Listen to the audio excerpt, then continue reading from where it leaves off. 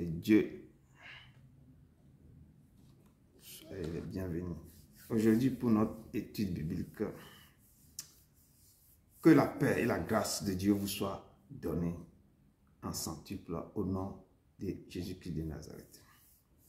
Vous avez devant vous votre humble serviteur, Edouard Broum, du ministère de la fin des temps, basé ici à Bruxelles, Belgique. Aujourd'hui, pour notre étude biblique, notre thème du jour, c'est la vanité de la vie et la douleur de la sagesse. Thème de base, texte de base, c'est Ecclésiaste 1, de verset 1 à 18. Sans plus tarder, nous allons commencer par deux chants. On va d'abord prendre un chant de « Qui me relève de mes chutes ?» Si vous tombez, vous chutez, qui peut vous relever dans vos chutes? Qui? Donc, je vais vous interpréter cette chanson. Amen. Qui me relève dans mes chutes, c'est Jésus-Christ. Qui combat pour moi dans mes luttes, c'est Jésus-Christ. Jésus a parlé, je veux croire que je puis lutter pour sa gloire, car mon bouclier, ma victoire, c'est Jésus-Christ. Je vais à mon Père et ma voix, c'est Jésus-Christ. Je suis bien heureux et ma joie, c'est Jésus-Christ. Et si même dans la souffrance, mon cœur me parle d'espérance, c'est que j'ai mis ma confiance en Jésus-Christ. Sauvé, je ne me glorifie quand Jésus-Christ. Pour la terre et le ciel, ma vie, c'est Jésus-Christ. Bientôt adieu, chose mortelle, loin de vous je prendrai des ailes vers les demeures éternelles, vers Jésus-Christ. Sauvé, je ne me glorifie quand Jésus-Christ. Pour la terre et le ciel, ma vie, c'est Jésus-Christ. Bientôt adieu, chose mortelle, loin de vous je prendrai des ailes vers les demeures éternelles, vers Jésus-Christ. Vers les demeures éternelles, vers Jésus-Christ. Oui, qui peut vous relever dans vos chutes? Qui peut vous sauver? Qui peut vous soulever dans vos malheurs? Qui peut vous sauver? Qui peut vous donner la vie si ce n'est que lui? Jésus-Christ de Nazareth. Jésus-Christ de Nazareth. Maintenant, s'il vous appelle, il faut que vous vous levez, vous le suivez avec vos croix. Il dit, vous tous qui avez tout laissé tomber et vous me suivez, vous aurez tous en centuple, plus les tribulations, les problèmes aussi, et toutes les choses aussi va vous arriver aussi. Mais toute personne qui va réussir à persévérer, à vaincre, il va vous donner l'arbre de vie à manger qui est dans le paradis. Donc, prenez vos croix et suivez-le. Amen. Je vais vous interpréter cette chanson. Sa voix, si vous attendez sa voix, n'endurcissez pas vos cœurs. Il est là. Il est là. La voix du Seigneur m'appelle. Prends ta croix et viens sur moi. Je réponds, Sauveur fidèle, me voici, je suis à toi jusqu'au bout, jusqu'au bout.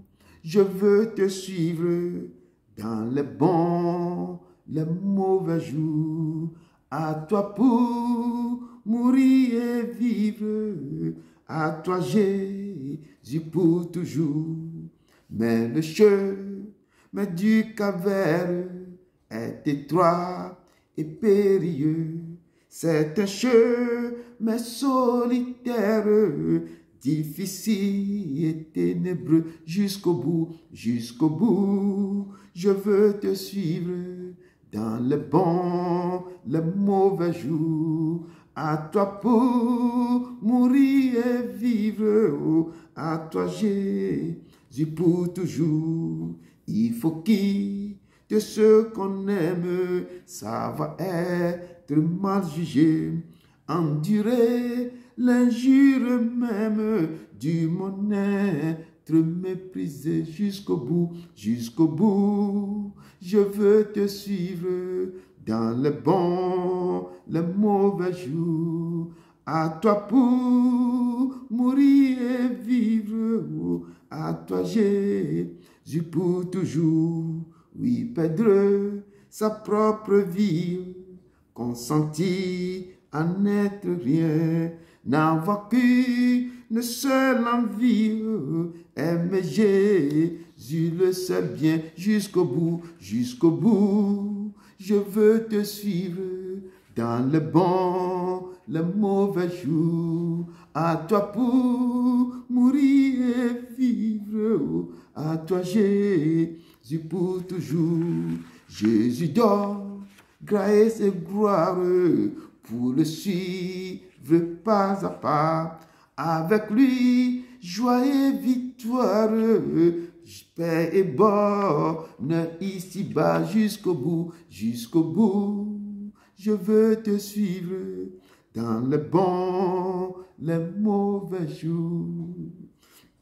À toi pour mourir et vivre, oh, à toi Jésus pour toujours. Jusqu'au bout, je veux te suivre dans les bons, les mauvais jours.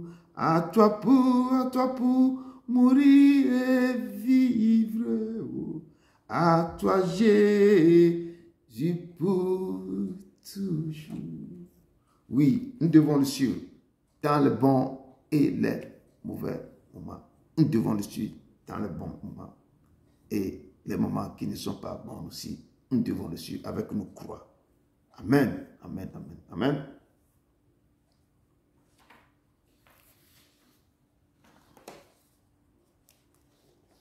Amen. Bien-aimés, que la grâce du Seigneur Jésus-Christ, l'amour de Dieu et la communion du Saint-Esprit soient avec vous tous. Amen. Le psaume 147, verset 5 nous dit: notre Seigneur est grand, puissant par sa force. Son intelligence n'a point de limite. Bien-aimés, élevons la voix vers le Père, exaltons-le, disons-lui merci pour tout ce qu'il fait pour nous et ce qu'il continue de faire pour nous. Prions ensemble. Père, Dieu d'Abraham, d'Isaac, de Jacob, sois élevé éternellement. Toi, le Dieu qui ne change pas. Tu es le même hier, aujourd'hui et éternellement. Ta fidélité dure à toujours. Notre âme te bénit, roi des rois, et notre esprit te magnifie. Tous tes fils et filles témoignent que tu es bon. Ton amour pour nous est infini. Mon Dieu, tu es notre libérateur. Devant toi, tout genou fléchit et tout langue confesse que tu es Seigneur. Personne ne nous séparera de ton amour. Tu es la paix, la joie que notre âme recherche. Soutiens notre foi, Papa. Nous te louerons, ô Dieu très haut, car ta miséricorde dure à toujours. Tu es l'éternel. Tu tiens le monde dans ta main et tu tiens notre vie dans ta main. Tu es merveilleux, excellent Père. Papa, toi tu ouvres un chemin là où tout sera enfermé. Tu es notre guide. Tu marches tout près de nous avec amour, force et sagesse. Dieu sanctifie toujours tous les jours de ma vie. Tu es le roi. La victoire nous appartient parce que tu es un Dieu de victoire. Merci Seigneur. Merci Dieu Tout-Puissant. Tout est bien fait dans nos vies.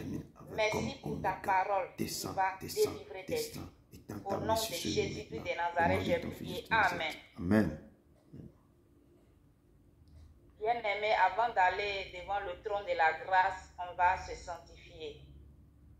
Le livre de 2 Corinthiens 7, verset 10 nous dit, en effet, la tristesse selon Dieu produit une repentance à salut, dont on ne se répand jamais, tandis que la tristesse du monde produit la mort. Lorsqu'on pêche, on ressent du remords et on regrette dans notre cœur. Et ça nous rend tristes et nous amène à nous repentir. C'est l'action du Saint-Esprit de Dieu. Bien-aimés, en tant qu'enfant de Dieu, quand on désobéit aux ordonnances de Dieu, on attriste le Saint-Esprit. Soyons des enfants exemplaires qui marchent dans la volonté de Dieu. Élevons nos voix vers le Père et confessons-lui tous nos péchés et demandons-lui pardon et renonçons à nos mauvaises voies. Prions ensemble. Père éternel, Dieu de bonté, tu es digne, je veux vraiment, Seigneur, tu es te mon roi, bénis, tu es ma Seigneur, force, je te dis Père merci Saint-Puissant. pour tout. Mais en Père, vérité, toi, Père, nous devons être je sanctifiés. viens humblement Papa, devant Père toi, Saint-Puissant. Seigneur, pour te Parce que demander j'ai pardon, péché contre toi, ce Papa. car je reconnais, J'ai fait Seigneur, ce qui est mal à tes que je yeux. suis une pauvre C'est pécheresse, pourquoi, Papa. Père, je suis venu maintenant La Bible nous dit devant l'homme ta de croix, nature est pécheur ta croix et tous et sont grâce, péchés pour me sont privés prosterner de la pour te gloire de dire, Dieu. Pardon, Papa. Pardonne-moi, Pardonne Papa. tout ce que Pour j'ai me fait, pardonner qui ne pour tout confessait ce pas que ton nom, j'ai Père fait qui a Saint-Puissant, fait depuis mon saigner ton enfance cœur. jusqu'à maintenant, Pardonne-moi Papa. pour ma rébellion, Tous mes ma erreurs, désobéissance à Père ta éternel, parole. Tout-Puissant, tout ce que Aide-moi à me j'ai parfaire, fait qui ne Seigneur. confesse Aide-moi pas à ton nom. marcher sur le droit Père, chemin avec Père toi. éternel, Tout-Puissant, Papa, je t'en prie, lorsque tiens-moi j'ai par la pas main et respecté tes conduis-moi dans ta préceptes, vérité. Papa, J'ai mais besoin de toi, désobéissant, Papa Seigneur. éternel, Pardonne-moi. Tout-Puissant. Aide-moi à Ce que mes yeux ont renoncer, vu, Seigneur, à mes ce mauvaises que voies, mes Seigneur. oreilles À ont marcher, entendu, Seigneur, ce sur que le ma droit bouche a chemin, Papa. prononcé, qui J'ai ne sont pas besoin de dignes toi. de J'ai toi, besoin Papa. de ton aide pour me Aide-moi, parfaire. pardonne-moi, Papa. Pardonne-moi. Toute Je personne prie que aussi de j'avais pardonner le offensée, péché, je vais Seigneur, demander de me Papa, pardonner. de ma Les nation, gens que j'avais Seigneur, mis dans mon de cœur, ma pardon, famille, Père Seigneur, éternel, et Tout-Puissant. de tous mes Père frères et des sœurs saints, ici présents et pardonne toute maintenant personne ce qui vont mystère, regarder, de Seigneur, ce la mystère. vidéo. Pardonne Pardonne-moi. maintenant Il mon faut pays nous aider, d'origine, Seigneur, Papa. Papa, Pardonne aussi mon vraiment pays à renoncer, d'accueil, Seigneur, au d'adoption péché ici, Papa. et à suivre Je vraiment te ta demande, voie. Père Nous éternel, avons besoin étends de ta toi. main sur ma vie et Pardonne-nous. pardonne-moi. Pardonne-nous, Enlève le Papa. faux Aie en pitié moi, et Père aie éternel, compassion de Papa. nous, Je Seigneur. t'en Nous supplie, avons Père besoin éternel, de toi pour être changé, pour Aide-moi. être transformé. Enlève l'esprit de Merci, colère mon en Dieu. moi, Père Au éternel, nom de Tout-Puissant, Jésus-Christ Papa. de Nazareth, je prie. Amen. Amen. Bien-aimés, disons Alléluia, merci à Jésus pour ces merveilleux bénéfices que nous donne son sang.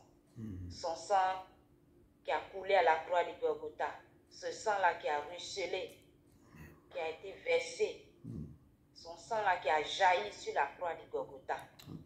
Son sang-là nous a donné la victoire dans nos combats. Ce sang-là nous a réconciliés avec le Père. Parce qu'à cause de nos péchés, on était éloignés de lui. Et ce sang-là nous a réconciliés avec notre Papa. Ce sang-là nous a délivrés du péché de l'enfer. Ce sang-là nous fait sortir du monde des ténèbres. Ce sang-là nous guérit de nos maladies. Ce sang-là nous donne la vie. Il y a la puissance dans ce sang, il y a la résurrection dans ce sang. Ce sang-là nous donne la joie, la paix. Amen. Disons merci à Dieu pour ce sang précieux qui a été versé pour nous. Et pour tout ce que ce sang-là fait dans nos vies. Prions ensemble, bien-aimés. Père éternel, Tout-Puissant. Père, je veux te Il n'y a dire que merci, toi, Papa. Papa. Merci Papa. Jésus pour ton sang Le sang qui a qui a coulé sur été la croix, versé Papa. pour nous. Merci parce Nous que tu sommes dis pas rachetés tes par ce péchés. sang. Nous sommes guéris. Ce sang nous a Père délivrés éternel, de nos Tout-Puissant, péchés. t'en supplie, Ce sang Père nous a éternel, que justifiés. ce sang Ce coule sang-là, maintenant dans ce Seigneur, pays, dans ce nous a mystère. purifiés. Oh, tu Ce sang qui a sang-là le nous premier a bivouac, car sanctifiés. ceci est mon sang. On est Le mis sang à part de la pour nouvelle Dieu. alliance qui est Ce versé sang-là pour nous Sang a de la réconciliés nuit. avec Dieu. Sang Nous du possédons la vie éternelle sang, par ce Papa, sang. sang de la nuit. Grâce à ce sang, Sang de Dieu la nuit. n'est plus Coule, en colère coule, Père éternel, contre Tout-Puissant, nous. Papa, t'en supplie. Nous avons Que le accès sang à la continue de présence de couler Dieu. dans ma vie. Nous Que possédons coule. ta L'eau vive vitalité, Père intarissable coule céleste. dans ma vie. Nous L'eau marchons qui a dans la coulé victoire maintenant sur et ton- nous sur sommes ton libres côté, de qui servir coule le Dieu aussi vivant. encore. Sang de l'agneau. Merci Coule Seigneur. maintenant pour laver, pour enlever Il y a la toute vie, Seigneur, dans Père, ce Père sang. éternel, Tout-Puissant. Il y a la Tout le résurrection chômage, dans ce tout sang. ce qui a été fait, Papa, Oh, dans ma vie qui ne Jésus de confesse pas Nazareth. ton nom. Merci Tous mes infiniment. désobéissants qui ont causé Merci justement pour des tout. choses Nous ne négatives dans cesserons mon corps. jamais de te Sang dire de merci. l'agneau, enlève Merci de pour tout. ce sang qui nous Sang, Père délivre, des Seigneur, l'eau de vive toute prison intarissable du monde coule des enlève. ténèbres. L'eau Merci qui a pour la coulé sur ton puissance côté qu'il y a descend, dans ce Papa, sang. enlevé. Merci pour ce sang, Papa, qui nous délivre coule maintenant sur ce pays d'accueil d'adoption, Papa. Ce sang-là, Enlève Seigneur, maintenant tout qui ce coule qui en ne nous, confesse pas ton nom, Papa. qui fait sortir tous les envoûtements en nous. Ce sang-là qui coule dans nos maisons pour nous libérer de tous les œuvres des ténèbres. Que ce sang lave maintenant sur tous les autels, sur toutes les choses qui ont été faites contre ce ministère. Sang de l'amour, lave tout ce qui ne va pas. Merci. Nous ne cesserons jamais de te dire merci. Manifeste-toi, Père. Gloire et honneur te soit rendu. Béni sois-tu, Père. Au nom de Jésus-Christ de Nazareth, j'ai prié. Amen. Amen. Le Saint-Esprit de Dieu nous aide à ne pas accepter l'échec. Bien-aimés, nous ne devons rien faire qui puisse déplaire à Dieu, en nous livrant à des plaisirs de ce monde. Quand on fait quelque chose qui déplaît à Dieu, on le déçoit. Ne laissons pas le diable voir la peur en nous. Au moment où on tombe dans la tentation du diable, il utilise cette faiblesse-là que nous avons pour notre besoin contre nous. Et il utilise nos besoins pour s'interposer entre nous et Dieu. Mais nous devons nous rappeler de ne pas y tomber, car après cela viendra notre victoire. Bien-aimés, prions pour demander au Saint-Esprit de Dieu de nous aider, quelles que soient les difficultés que nous traverserons, de nous aider à ne pas quitter la voie de Dieu. Et nous devons nous rappeler toujours de l'amour de Dieu pour nous. Prions, peuple de Dieu. Dieu d'Abraham, Dieu de gloire, Dieu tout-puissant, Papa. Je veux bénir ton Saint-Nom, te dire merci, Papa. Jésus-Christ de Nazareth, tu as dit, tu t'en vas au Père, mais tu ne vas pas nous laisser orphelins. Tu vas nous envoyer le consolateur, l'Esprit de vérité. Consolateur, descend maintenant et visite-nous. Descends maintenant et conduis-nous dans ta vérité. Merci. Merci Saint-Esprit de Dieu pour ta présence, Seigneur, dans nos vies. Descends maintenant et prends la place qui t'est due. Prends la place que tu mérites, Seigneur, en nous. Fais ta demeure en nous, Esprit de Dieu vivant. Remplis-nous de ta présence, de ta puissance, de ton onction, de ton pouvoir. Nous avons besoin de toi, Saint-Esprit de Dieu. Fais ta demeure en nous. Nous avons besoin de toi. Possède-nous et transforme-nous. Renouvelle-nous. Guide-nous dans nos décisions. Opère en nous des changements radicaux et produis en nous le fruit de l'esprit. Saint-Esprit de Dieu, manifeste ta puissance en nous. Nous avons besoin de toi. Nous avons besoin de toi. Nous avons besoin de toi. Oh Saint-Esprit de Dieu, aide-nous à être en harmonie, en accord avec toi. Nous avons besoin de toi, Saint-Esprit de Dieu. Ne nous abandonne pas, ne nous délaisse pas. Tu es la source d'une grande joie pour nous et d'un grand réconfort pour nous. Exerce tes fonctions miraculeuses en nous. Étends ta main sur tes enfants. Papa, nous avons besoin de toi, Saint-Esprit de Dieu. Viens maintenant et aide-nous vraiment. Toi le grand enseignant, enseigne-nous ce soir. Parle au cœur de tes enfants ce soir. Aide-nous à surmonter, Seigneur, toutes les tentations que le diable, Seigneur, va nous présenter. À rester fidèle à toi, à rester attaché à toi. Et de nous rappeler que qu'on se rappelle toujours, Seigneur, de ton amour pour nous. Parce que tu nous as vraiment aimés et tu continues de nous le démontrer, Papa. Tu nous aimes d'un amour inconditionnel, Papa. Il faut nous aider vraiment. Aide-nous, Seigneur, à surmonter, Seigneur, Papa. Les tentations, Seigneur. Quel que soit ce que nous allons traverser, aide-nous à ne pas quitter ta voie. Aide-nous à ne pas quitter ta voie, à nous accrocher à toi, Seigneur. Être fidèle à toi. Saint-Esprit de Dieu, aide-nous. Aide-nous à ne pas regarder aux choses de ce monde, mais nous accrocher à toi, à chercher vraiment les choses d'en haut et tout le reste nous sera donné. Saint-Esprit de Dieu, nous avons besoin de toi. Guide-nous et aide-nous à vraiment tes enfants ont faim et soif de toi, Papa. Merci Saint-Esprit de Dieu. Béni sois-tu. Au nom de Jésus-Christ de Nazareth, je prie. Amen. Amen. Amen. Notre puissant Jésus. Merci beaucoup, ma soeur. Que Dieu te oigne dans ma tâche. Sois béni. Amen. Nous allons continuer. Amen. Amen. Nous allons continuer parce que le Père aime quand on l'adore. comme nous avons des choses à faire, je vais choisir seulement 2 chants et on va l'adorer. On va le faire descendre un peu. Que chacun soit un esprit. C'est une chanson que je voulais vous interpréter. J'ai soif de ta présence. Il faut que le corps, le peuple de Dieu doit avoir cette soif. Il vous a invité toujours aux sources d'eau intarissables. Vous devez avoir soif de lui. Donc je vais vous interpréter cette chanson. J'ai soif de ta présence. C'est cette présence. Il m'a chargé de vous ramener vers lui. De que vous soyez, vous restez dans sa présence pour qu'il vous donne cette eau vive, intarissable. Il veut étancher vos soifs parce qu'il a vu l'agonie, il a vu les pleurs, il a vu la souffrance, le tourment de ses enfants. Donc, il vous interpelle. Vous tous, vous qui nous suivez aussi. Le Père veut que vous soyez en sa présence vraiment pour l'adorer. Amen. Amen. J'ai soif de ta présence, divin chef de ma foi, dans ma faiblesse immense, que ferais-je sans toi, oh, chaque jour, en chaque heure, oh, j'ai besoin de toi. Viens Jésus demeure auprès de moi.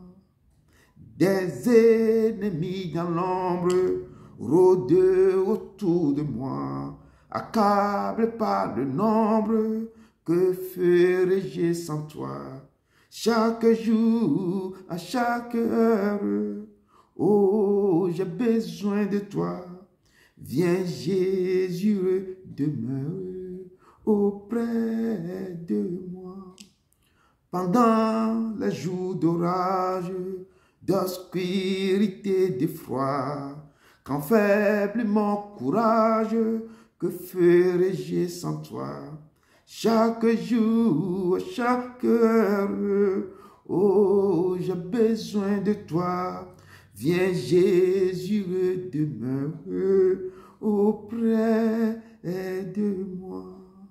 Jésus, ta présence, c'est la vie et la paix dans la souffrance et la vie à jamais.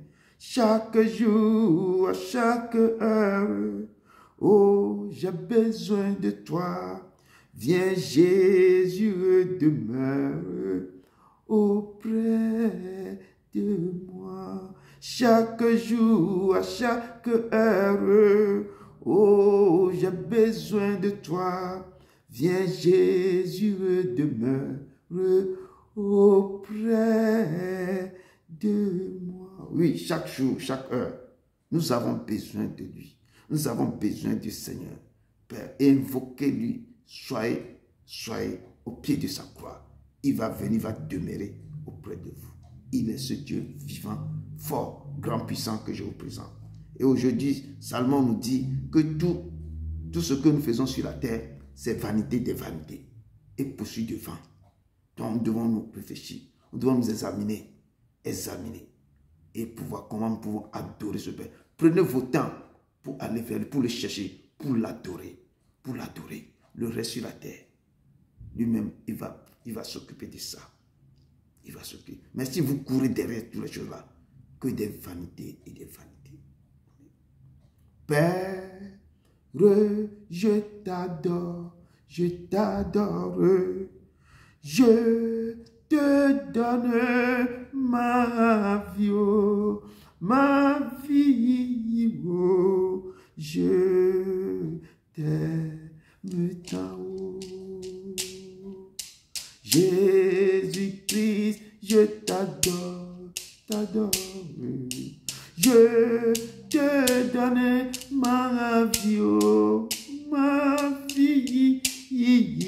je t'aime tant, je t'aime tant, oh. Esprit de Dieu, je t'adore, je te je donne ma vie. Oh, je t'aime tant, papa. Je t'aime tant. Je t'aime tant. Oui, Seigneur, ton peuple ici présent te donne tout l'amour parce que tu nous as aimés le premier. C'est pourquoi nous t'aimons. Nos cœurs doivent être attachés à ton cœur. Papa, merci pour l'œuvre, tout ce que tu fais dans nos vies, car tes œuvres sont magnifiques et admirables. Admirables et admirables. Papa, tu es grand, tu es fort, tu es puissant. Je te loue, je te dis merci. Oui, peuple de Dieu, comme je dis, c'est notre étude biblique. Et le thème est vanité de vanité, ou bien la vanité de la vie et la douleur de la sagesse, ou vanité, tout est vanité, il n'y a rien de nouveau sous le soleil. Notre texte de base se trouve dans Ecclésiaste 1, verset 1 à 18. Sans plus tarder, je rentre dans notre introduction. Je l'ai puisé dans Ecclésiaste 12. Amen. Jeune homme, réjouis-toi dans ta jeunesse. Livre ton cœur à la joie pendant les jours de ta jeunesse. Marche dans les voies de ton cœur et selon les regards de tes yeux. Mais sache que pour tout cela, Dieu t'appellera en jugement. Bannis de ton cœur le chagrin et éloigne le mal de ton corps, car la jeunesse et l'aurore sont vanité. Mais souviens-toi de ton Créateur pendant les jours de ta jeunesse, avant que les jours mauvais arrivent et que les années s'approchent où tu diras, je n'y prends point de plaisir, avant que s'obscurcissent le soleil et la lumière, la lune et les étoiles, et que les nuages reviennent après la pluie. Parole du Seigneur. Et Ecclésiaste nous dit ici que, mes enfants, peuple de Dieu, souvenez-vous de votre Créateur pendant les jours de votre jeunesse, avant que les jours mauvais arrivent. Nous devons saisir ce moment. Si nous sommes en retard, si nous avons négligé le Père depuis des années, mais s'il nous appelle maintenant, si on est connecté à lui, nous devons prendre, tenir le pied ou les bras, embrasser le manteau de l'Éternel et de ne plus le lâcher. De ne plus lâcher, mais d'être toujours accroché à lui. Avant que les jours mauvais n'arrivent, parce que le temps est mauvais, le temps est proche.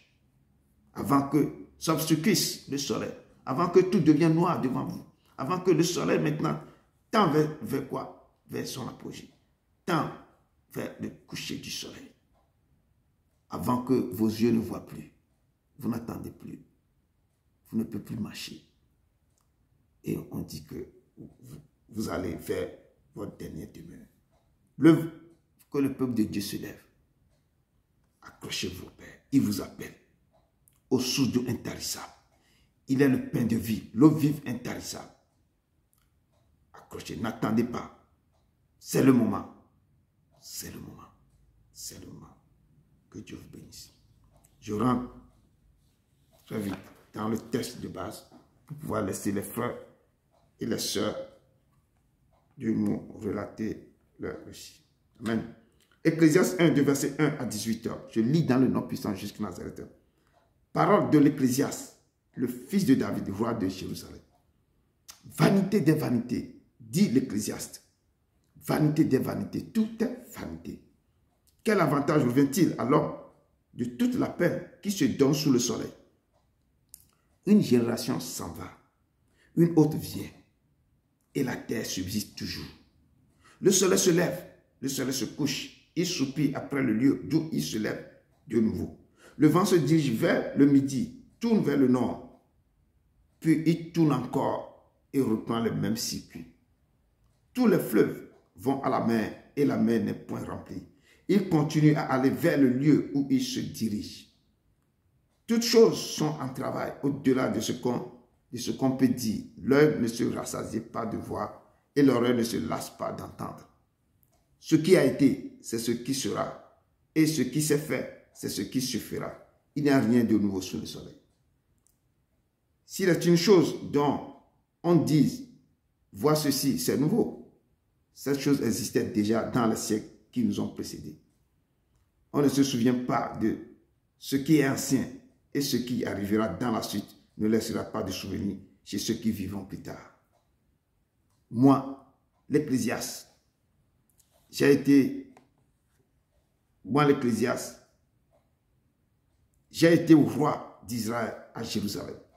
J'ai appliqué mon cœur à rechercher et à sonder par la sagesse tout ce qui se fait sous les cieux. C'est là une occupation pénible à laquelle Dieu soumet les fils de l'homme. J'ai vu tout ce qui se fait sous le soleil, et voici tout est vanité poursuit du vent. Ce qui est courbé ne peut se redresser, et ce qui manque ne peut être compté.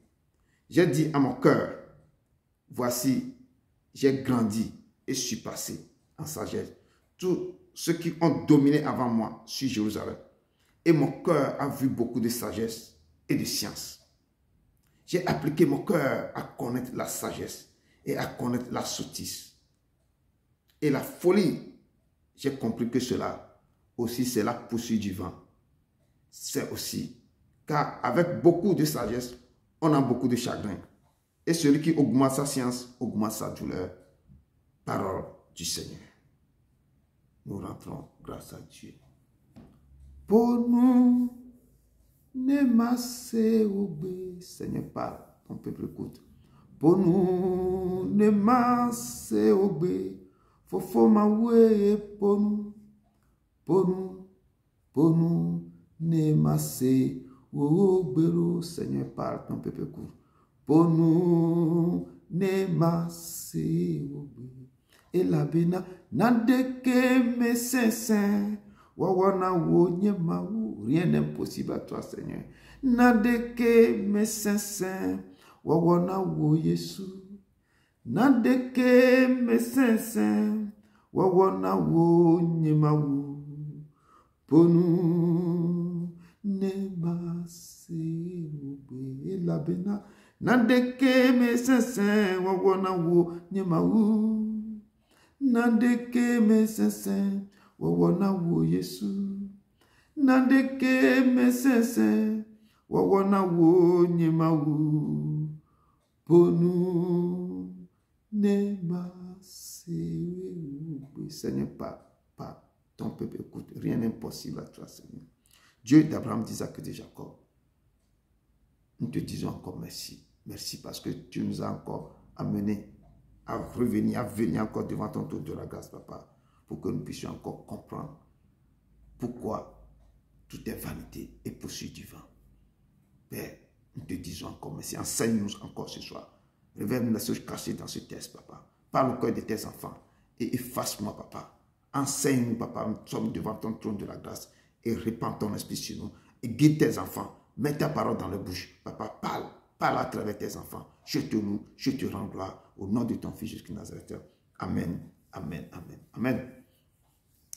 Donc, oui, je vous laisse la parole, peuple de Dieu, pour que vous résumez le texte, vous nous décortiquez, vous ramenez le texte aussi dans ce moment. Amen.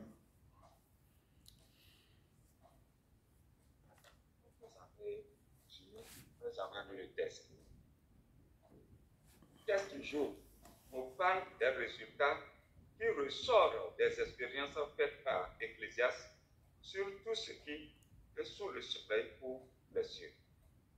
Tout d'abord, nous allons chercher et savoir qui est Ecclésiaste et qui parle dans Ecclésiaste. Ecclésiaste, pour le poète, tradition grecque, nous vient de Hébreu, poète, celui qui s'adresse à la faute. C'est un livre de la Bible hébraïque, donc de l'Ancien Testament, faisant partir de Ketuvim, présent dans tous les canons bibliques. Ce canon biblique est le livre poétique et sa date historique est le 3e siècle avant Jésus-Christ. Puis l'Ecclésiaste est en 12 chapitres. L'auteur est probablement un poète hébreu qui utilisa la vie de Salomon comme point de vue pour illustrer la poursuite de la sagesse par les Hébreux. C'est quoi l'Ecclésiaste dans la Bible? Emprunté du latin Ecclésiaste, du grec Ecclésiastes, orateur dans l'assemblée de peuple prédicateur. Titre que se donne l'auteur anonyme du second des livres piéceaux de l'Ancien Testament. L'Ecclésiaste a dit, vanité des vanités, tout est vanité. Il parle d'un Ecclésiaste. Dans l'Ecclésiaste, le texte parle de prédicateur à la troisième personne. Cela laisse supposer que quelqu'un d'autre que le prédicateur compilait ses écrits et ses enseignements après qu'ils ont été donnés. Cela complique la tâche de savoir quand et où ce livre a été écrit. L'Ecclésiaste a été écrit à la fois comme une réflexion personnelle et pour transmettre la sagesse au peuple juif. Si l'on suppose que les paroles sont celles de Salomon, elles ont probablement été écrites vers la fin de son règne. Il joue ici le rôle d'un enseignant ou d'un prédicateur s'adressant à des étudiants. Maintenant, revenons à notre texte. Ecclésiaste a pris tout son temps pour étudier et analyser ce qui est sous les cieux, en commençant par l'homme humain avec tout ses déploiements et se terminant par la nature qui nous entoure avec tout ce qu'elle en fait. Le développement de l'homme humain sur la terre est inestimable, mais à la fin, il est remercié par le revers des vies. Parfois, ceux en qui ils se battaient pour lutter et qu'ils vont atteindre l'âge adulte, ils cherchaient à faire pour eux. En ce moment, tous les efforts que papa ou bien le père a déployés sont faits. Il y a le père ou la mère se retrouve seul dans la grande maison qui est censée de contenir toutes les familles, mais les enfants sont tous à l'étranger. Cet exemple n'est qu'un parmi tant d'autres. Par contre, le comportement ou le travail de la nature est cyclique, car lors de la création, Dieu a libéré une parole spécifique à chaque de la nature. Et cette parole libérée est toujours respectée depuis la fondation jusqu'à ce jour.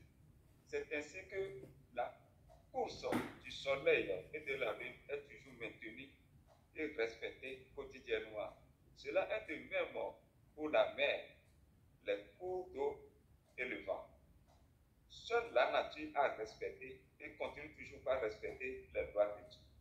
C'est pour cela que tout est en travail et en mouvement. Salomon a été doté d'une grande sagesse qui lui a permis de rechercher et de sonder tout ce qui se fait sous les cieux, et il a vu que c'est une occupation pénible qui ne sert même pas, car il n'y a rien de nouveau sous le ciel. Tout est vanité et possiblement. Ce que j'ai pu tirer de ce texte est que le Seigneur Dieu ne nous a pas créés dans ce monde pour que nous souffrions. Non.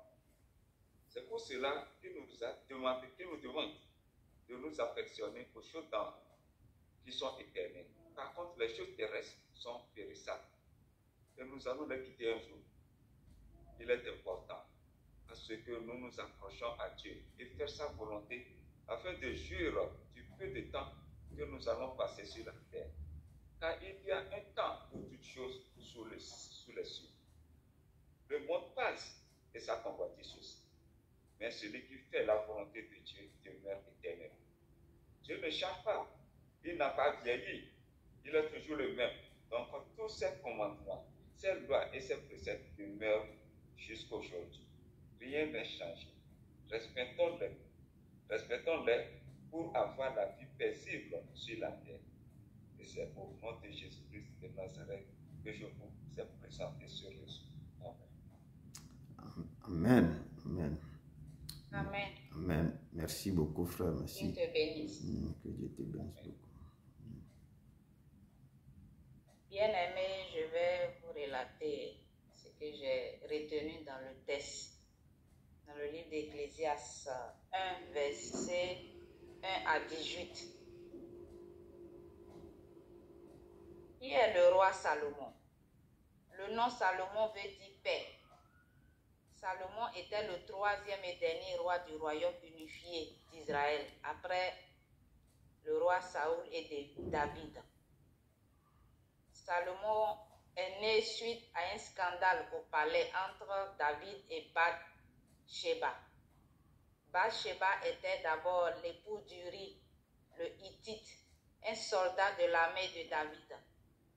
David a connu la femme d'Uri, tandis que son mari Uri était au combat. Bathsheba est tombée enceinte de David. David fait alors assassiner Uri.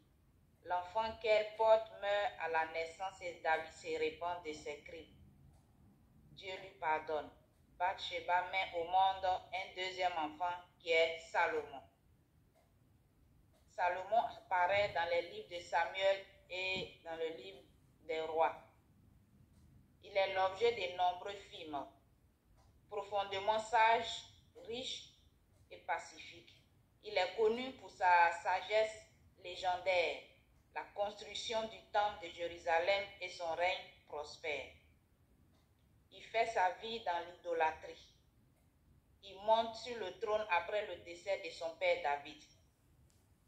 Quand il a accédé au trône, il a cherché Dieu et Dieu lui a permis de lui demander ce qu'il voulait. Salomon a reconnu humblement son incapacité à bien gouverner et a demandé à Dieu de lui donner la sagesse dont il aurait besoin pour diriger son peuple dans la justice. En plus de la sagesse, Dieu lui a aussi donné la richesse. Le roi Salomon dépasse tous les rois de la terre par ses richesses et sa sagesse. Dieu lui a aussi donné la paix à toutes ses frontières pendant la plus grande partie de son règne.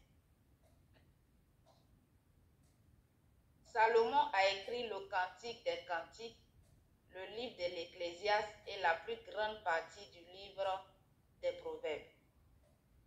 Certains contestent le fait qu'il ait rédigé l'Ecclésiaste, pourtant il est le seul fils de David à avoir été roi d'Israël. Ecclésiaste, chapitre 1, verset 1, et l'Ecclésiaste, chapitre 12, dérive que c'est lui qui a écrit l'Ecclésiaste. Le règne de Salomon a duré 40 ans. Ça se trouve dans le livre de 1 Roi 11, verset 42. Salomon est connu pour sa grande sagesse. Le récit biblique nous attribue un jugement célèbre entre deux femmes qui se disputent le même nourrisson. Salomon a proposé de couper l'enfant en deux. Celle qui n'était pas la mère du nourrisson était d'accord avec la proposition de Salomon. Et Salomon a su qui était la vraie mère du nourrisson. La sagesse de Salomon s'appliquait non seulement aux choix qu'il devait faire dans le cadre de son règne, mais aussi aux questions d'ordre plus général. Il était réputé pour sa sagesse.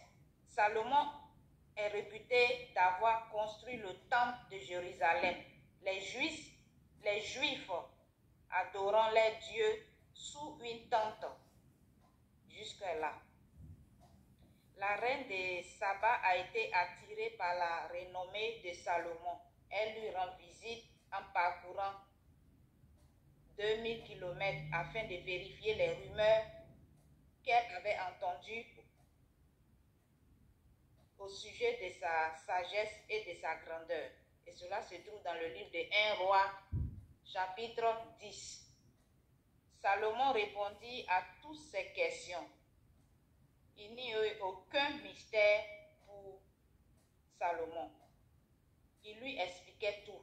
La reine de Séba vit toute la sagesse de Salomon, le palais qu'il avait construit, les plats servis à sa table, le lieu d'habitation de ses serviteurs, les fonctions et les tenues de ceux qui le servaient, ses responsables des boissons ainsi que les holocaustes qu'il offrait dans la maison de l'Éternel.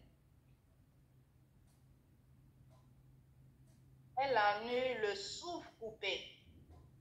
Et cela se trouve dans le livre de 1 Roi, chapitre 10, versets 3 à 5. Non seulement Salomon avait beaucoup de connaissances, mais il mettait sa sagesse en pratique dans la gestion de son royaume. Salomon a réalisé d'importants projets de construction.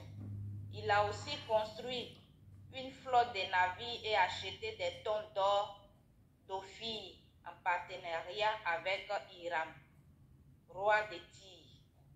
Son projet le plus important était certainement la construction du temple conformément aux instructions de son père David. Et cela se trouve dans le livre de 1 Roi chapitre 6 et 1 Chronique chapitre 22. Salomon avait 700 femmes et 300 concubines, dont beaucoup étaient étrangères. Vers la fin de sa vie, ils l'ont publiquement entraîné dans les idoles païennes de ses compagnes. Cela a irrité Dieu contre Salomon. Salomon s'est détourné du cœur de Dieu, le Dieu d'Israël, qui lui était apparu 2 fois. Dieu lui avait interdit d'adorer les faux dieux, mais Salomon n'a pas respecté le commandement de Dieu. Alors Dieu lui a dit qu'il lui arracherait son royaume, mais pas de son vivant, à cause de David. Il lui a promis aussi qu'il ne lui arracherait pas tout le royaume pendant ce temps. Il lui suscitait des ennemis qui lui ont causé des problèmes pendant le reste de sa vie. Le royaume est déchiré en deux, entre Israël au nord et Juda au sud.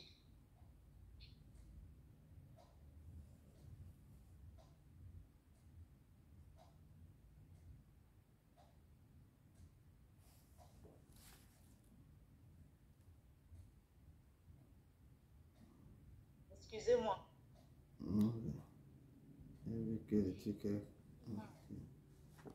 Jéroboam, qui deviendrait le premier roi d'Israël, a également commencé à se rebeller contre lui avant de s'enfuir. À sa mort, son royaume a été divisé entre son fils Roboam et Jéroboam.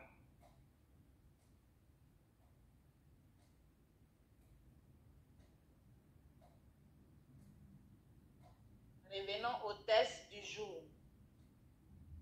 Ecclésiaste chapitre 1, verset 1 à 18. Salomon commence par un constat tragique qu'il va développer, vanité des vanités. Vanité veut dire à l'origine souffle, vapeur, huée, fumée, éphémère, illusion. Sans perspective, a pris le sens de ces paroles. Après éphémère, commence la rosée qui s'efface devant le soleil. Illusion comme le mirage que l'on poursuit, le masque que l'on montre aux autres et aussi à soi-même. De là le sens de vanité, de vide, sans perspective, condamné à l'échec, sans espoir de réussite, sans valeur durable. Pas d'illusion à se faire, pas de frontières à établir. Quel profit procure à l'homme de tout son labeur dont il se tourmente sous le soleil? Cela nous rappelle la parole du Seigneur Jésus. Que profiterait-il à un homme s'il gagne le monde entier et qu'il fasse la perte de son âme. Marc 8, verset 36. La question va au profond de nos vies et de nos choix. Cette question nous amène à réfléchir, d'écarter de notre vie ce qui n'est pas en accord avec la vocation d'homme que Dieu nous propose. L'homme, le seul être qui réfléchit, passe de génération en génération, au milieu d'une nation qui subsiste immuable, indifférent à son travail et à ses questions. L'homme travaille, se fatigue, puis passe, mais son progrès n'est pas accompli. Le soleil se hâte dans son cycle perpétuel, mais ne change pas. Le vœu tourne et retourne, mais sans but. Les fleuves continuent à couler, mais sans résultat. L'homme considère ce qui l'entoure avec intérêt, avec ardeur même. Il est insatiable, rien ne lui comble. C'est pour cela que le Seigneur nous a dit dans sa parole, dans le livre de Jean 4, verset 13, « Quiconque boit de cette eau-ci aura de nouveau soif. » Les hommes ne changent pas leurs aspirations et leurs faiblesses, restent les mêmes et l'histoire se répète sans cesse avec ses tragédies. L'homme tombe toujours dans les mêmes travers. Il n'y a aucun profit à son labeur. Salomon dit, Dieu donne aux hommes un travail ingrat pour qu'ils s'y fatiguent. Ce qui est tordu ne peut être redressé. Ce qui manque ne peut être compté. Tous nos efforts ne peuvent enrayer le péché ni ses conséquences. Ils ne peuvent pas non plus combler les lacunes dues au péché, ni remplir le vide de nos cœurs. L'homme, dans sa jeunesse, soif de connaître le monde. Il s'intéresse à la science et à la technique. Il veut cerner le comment des choses. En avançant en âge, il se pose des questions. En se préoccupant, que signifie la vie? La sagesse devient son champ d'étude. Salomon a réfléchi sur la sagesse tout en cherchant à comprendre les causes de tant de désordre dans ce monde. Le verdict de Salomon est: la sagesse augmente la douleur. Elle rend l'homme plus lucide sur les dégâts causés par le péché et sur notre impuissance à y remédier. Je ramène le texte au monde actuel. Le Seigneur nous a dit dans sa parole, je me laisse trouver par celui qui me cherche. 1 Roi 3, verset 3 à 7. Notre Père céleste honore ceux qui l'honorent en esprit et en vérité. Si nous nous reposons sur lui, il nous équipe pour accomplir les tâches auxquelles il nous appelle. La vie spirituelle n'est pas un sprint,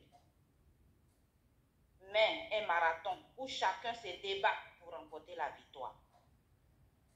Frères et sœurs, demandons à Dieu d'incliner nos cœurs sincèrement vers lui. Mais nous les hommes, on a choisi toujours d'aller à l'encontre de sa parole révélée. Nous éloignons de la vie de la justice de Dieu. Frères et sœurs, faisons attention à nos fréquentations. Quelle que soit notre éducation, les titres que nous occupons dans la société, sans Dieu, l'être humain n'est rien. Même si tu es dans l'abondance de tes biens, des plaisirs dont tu jouis sur cette terre, l'homme n'est rien sans Dieu.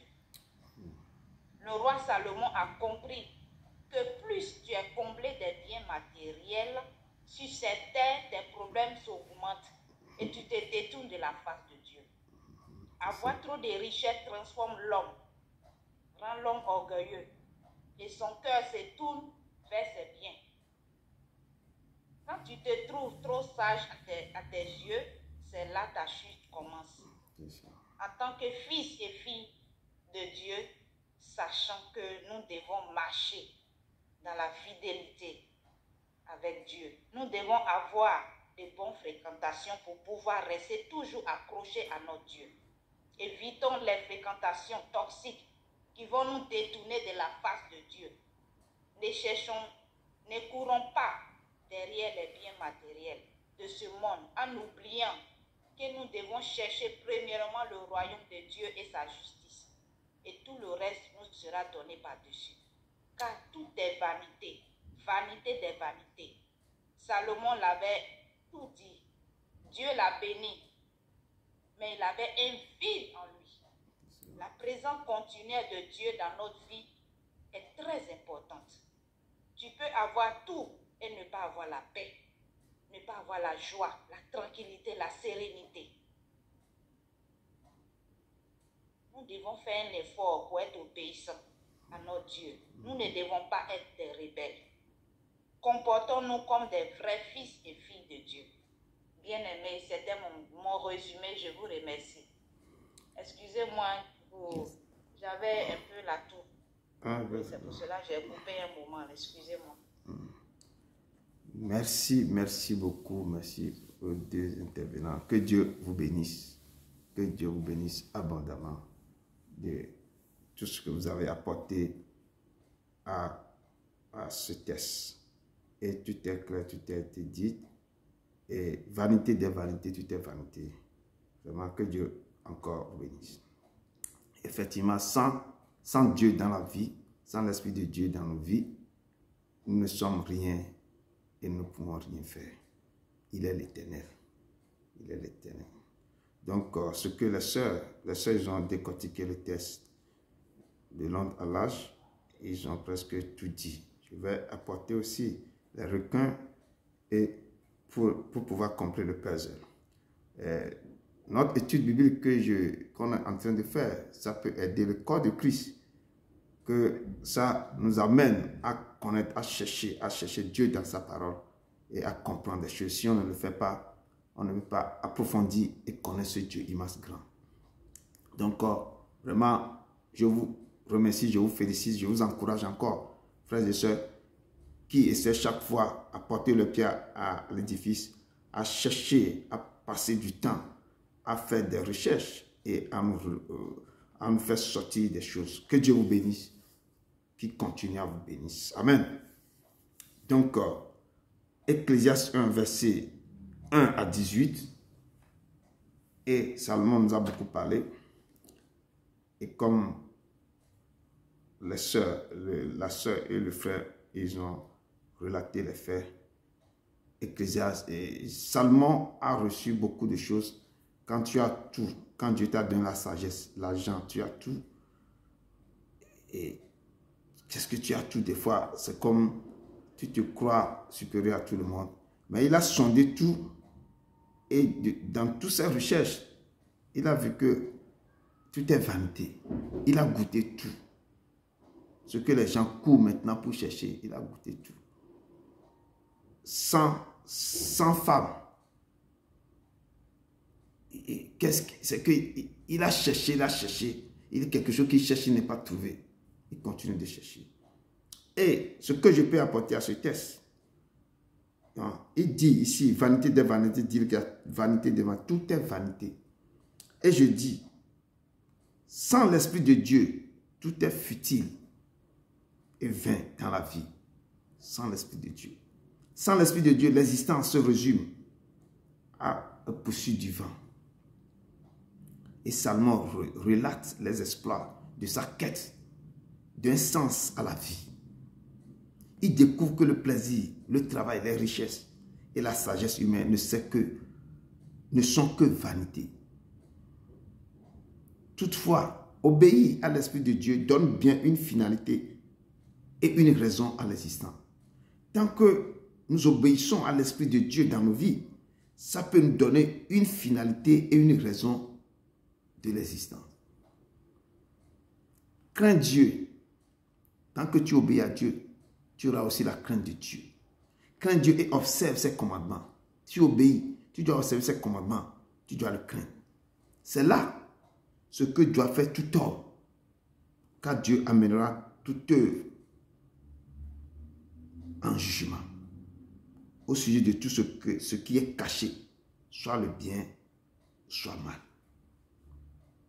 Crains Dieu, parce qu'il va amener toutes choses, tout autre en jugement. Si nous sommes sur la terre, nous devons, tant que nous avons cet esprit de Dieu, d'obéir à ses commandements, de marcher sur ses préceptes, ses ordonnances.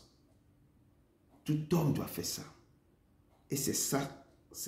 Nous devons savoir qu'à la fin, Dieu va amener tout homme à quoi? Au jugement. Donc, sans l'esprit de Dieu dans nos vies, tout est futile et vain. Donc, le livre d'Ecclésiaste est un recueil de réflexion. Chaque chrétien doit lire le livre d'Ecclésiaste pour réfléchir, pour rentrer en lui-même, sur sa vie. Je dis c'est un recueil de réflexion sur la vie, surtout sur la perplexité et le sens du bonheur humain. Selon l'auteur et son expérience, tout est précaire sous le soleil. Il a vu tout sur la terre, dit que tout est précaire sous le soleil. Parce qu'une fois, il a dit, moi, l'Ecclésiaste, j'ai été roi en Israël. Ainsi se présente l'auteur de cette série de réflexions réalistes. Il dit, la vie n'a pas de sens. C'est comme ça qu'on fait ce roi, Salomon. Quand il a fait son bilan, c'est un bilan négatif de l'expérience vécue. Tout son bilan avec les 100 femmes, avec toute sa vie, avec tous les idolâtries, toutes les choses qu'il avait adorées durant tout, vers la fin de sa vie. Le début de sa vie, il était avec Dieu. Mais à un moment donné, c'est à cause de ça qu'il avait écrit ce truc-là. Vers la fin de sa vie, il a fait un bilan, c'est un bilan négatif de l'expérience qu'il avait vécue. Il y a un temps pour toutes choses et tout se termine par la mort. C'est pourquoi je dis, frères et sœurs, nous devons nous lever. Souvenez-vous de votre Créateur pendant le jour de votre jeunesse. Parce qu'il y aura la fin de toutes choses. Chaque début a une fin. C'est pourquoi il y a un temps pour toutes choses et tout se termine par la mort.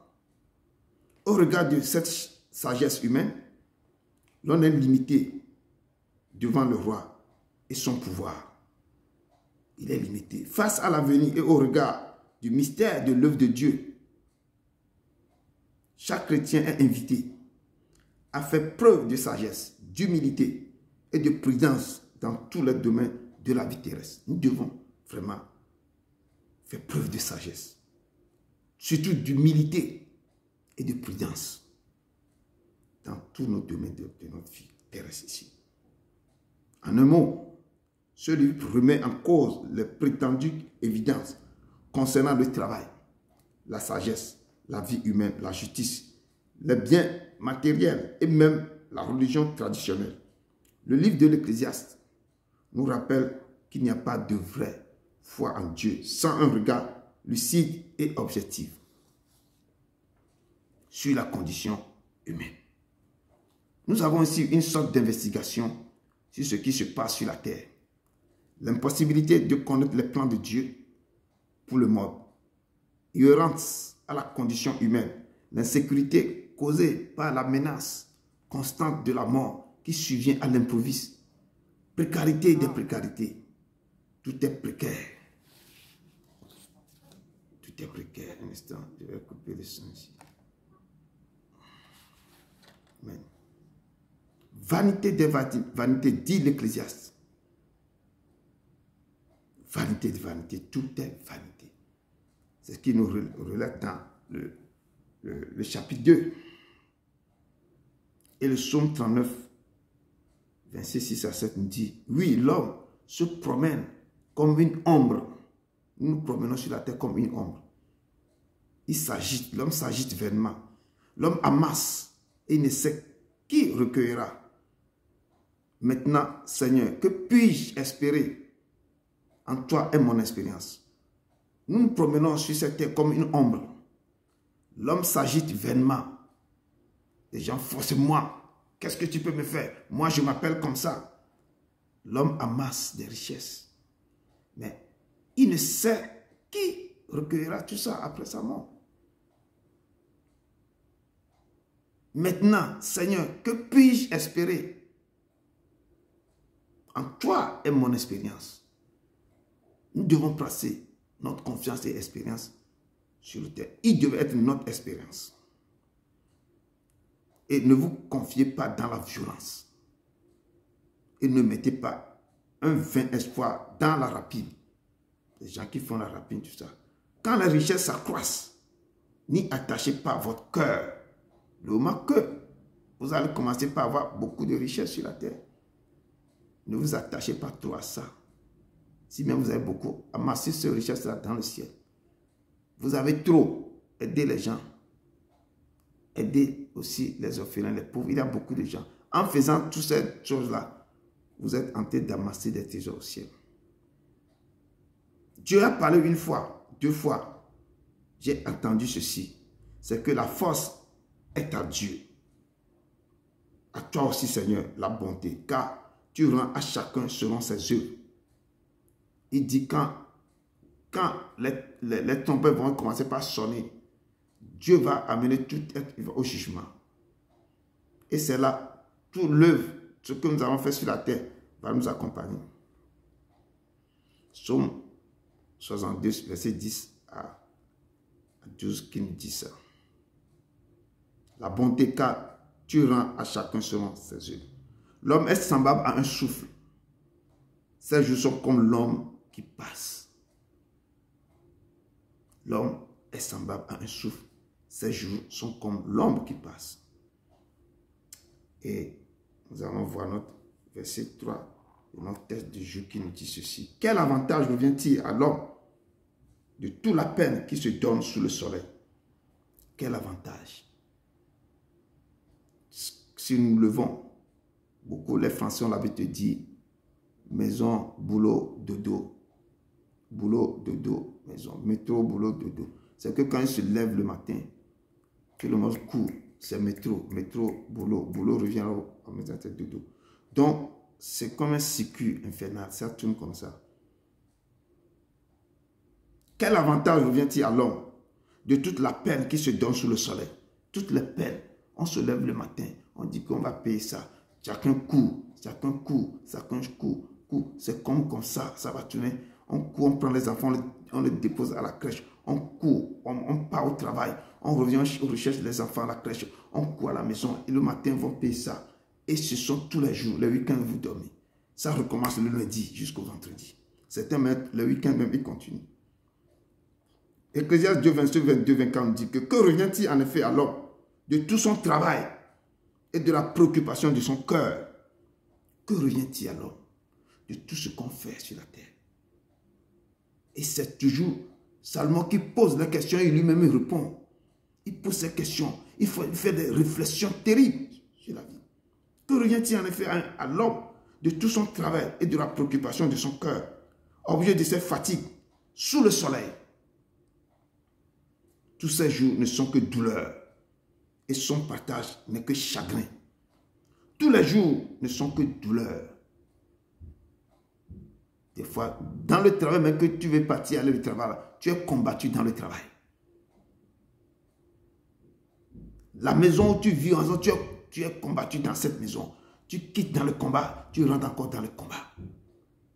Tu vois, c'est que, quelle préoccupation, que revient-il en effet à un homme de tout son travail et de la préoccupation de son travail? C'est un même travail. Quand ils envoient l'argent aux autres pour faire quelque chose pour eux, au pays là, c'est encore un autre problème. Et tout est vanité et poursuite du vent. Obligé de se fatiguer sous le soleil. Tous ces jours ne sont que douleur, tous les jours. Et son partage n'est que chagrin. Même la nuit, son cœur ne repose pas. La nuit, même, tu ne peux pas dormir. Parce que tu penses encore au lendemain. Tu as terminé cette journée. Mais maintenant, tu es sur le lit, tu n'arrives pas à dormir. Et c'est ça, la vie d'un être humain sur la terre. Même la nuit, son cœur ne repose pas. C'est là encore une vanité. Il n'y a de bonheur pour l'homme qu'à manger, à boire et à faire jouir son âme du bien-être au milieu de son travail. Mais j'ai vu que cela aussi vient de la main de Dieu. Le bonheur que l'être humain peut avoir sur sa terre, et Salomon nous dit ici, il dit qu'il n'y a de bonheur pour l'homme qu'à manger, l'homme qu'il est en train de manger, qu'il est en train de boire et à faire jouir son âme. Quand il mange, il boit, c'est son âme qui est en joie. C'est le seul moment. Du bien-être, c'est ça au milieu de son travail. Ce qu'il a gagné de son travail là. C'est ça qui, au milieu de son travail là. Mais il dit que, mais j'ai vu ça aussi, que ça vient de la main de Dieu. C'est Dieu qui permet ça, qu'au moins, ce qu'il a gagné peut manger et boire. Et c'est le seul moment que l'être humain peut avoir du bonheur. Parce que quand il est sur le lit, il passe encore au boulot le lendemain. Comment je vais faire? Il est obligé de préparer ce qu'il avait porté. Comment qu'est-ce que ça fait? C'est comme cycle infernal, c'est un truc comme ça. Quel avantage celui qui travaille retire de sa peine? Quel avantage? Il nous dit comme ça. Quel avantage? Celui qui travaille retire de sa peine. Il dit, j'ai vu à quelle occupation Dieu soumet le Fils de l'homme. J'ai vu à quelle occupation Dieu soumet le Fils de l'homme. Il fait toutes choses bonnes à son temps. Dieu, quand on veut suivre ce que Dieu fait, il dit, j'ai vu de quelle occupation Dieu soumet le Fils de l'homme. Dieu fait toutes choses bonnes en son temps. Donc, nous devons attendre le temps de Dieu. Chacun doit attendre le temps de Dieu sur sa vie. Et ne courez pas trop. Le temps de Dieu, ce sont des bons moments. Il dit même, il a mis dans le cœur la pensée de l'éternité, bien que l'homme ne puisse pas saisir l'œuvre que Dieu fait, du commencement jusqu'à la fin. Ecclésiaste 3, verset 9, 12 qui nous dit ça. Que même Dieu, il a mis dans le cœur de l'homme la pensée de l'éternité. Dieu a mis dans le cœur de l'être humain la pensée de l'éternité. Bien que l'homme ne puisse pas saisir l'œuvre que Dieu fait du commencement jusqu'à la fin. Si nous avons tous la pensée de l'éternité sur la terre, nous devons savoir comment nous devons marcher. De ne pas trop courir pour les choses vaines sur la terre. On va payer les factures, on va payer les maisons, on va payer ça. Oui, mais il faut aussi, le temps de Dieu doit être le temps de Dieu. Reposez-vous quand le temps de Dieu, donnez ce temps à Dieu. Il fait toutes choses bonnes, toutes choses en son temps. C'est pourquoi il a mis dans le cœur de l'être humain la pensée de l'éternité. Pour que, en faisant toutes choses là, souviens-toi de ton Créateur pendant le jour de ta jeunesse. Avant que les jours sombres n'arrivent. Il est l'éternel. Donc une génération s'en va. Une autre vient. Et la terre subit toujours. Il dit, quand nous voyons les générations, nos grands-parents, arrière-grands-parents, ils ne sont plus là. Le temps est déjà passé. D'autres générations, il dit que je vais quoi? Je vais punir les gens qui ont fait du premier, deuxième, troisième, quatrième génération. Leur iniquité. Donc une génération passe. Deuxième génération passe. Troisième génération passe. Il dit, mais la terre subit toujours. Et le psaume 104 nous dit, du verset 1 à 15, que mon âme bénit l'Éternel. Éternel mon Dieu, tu es infiniment grand. Tu es revêtu d'éclat et de magnificence. Il s'enveloppe de lumière comme d'un manteau. Il étend les cieux comme un pavillon. Il forme avec les eaux le fait de sa demeure. Il prend les nuées pour son char. Il s'avance sur les ailes du vent.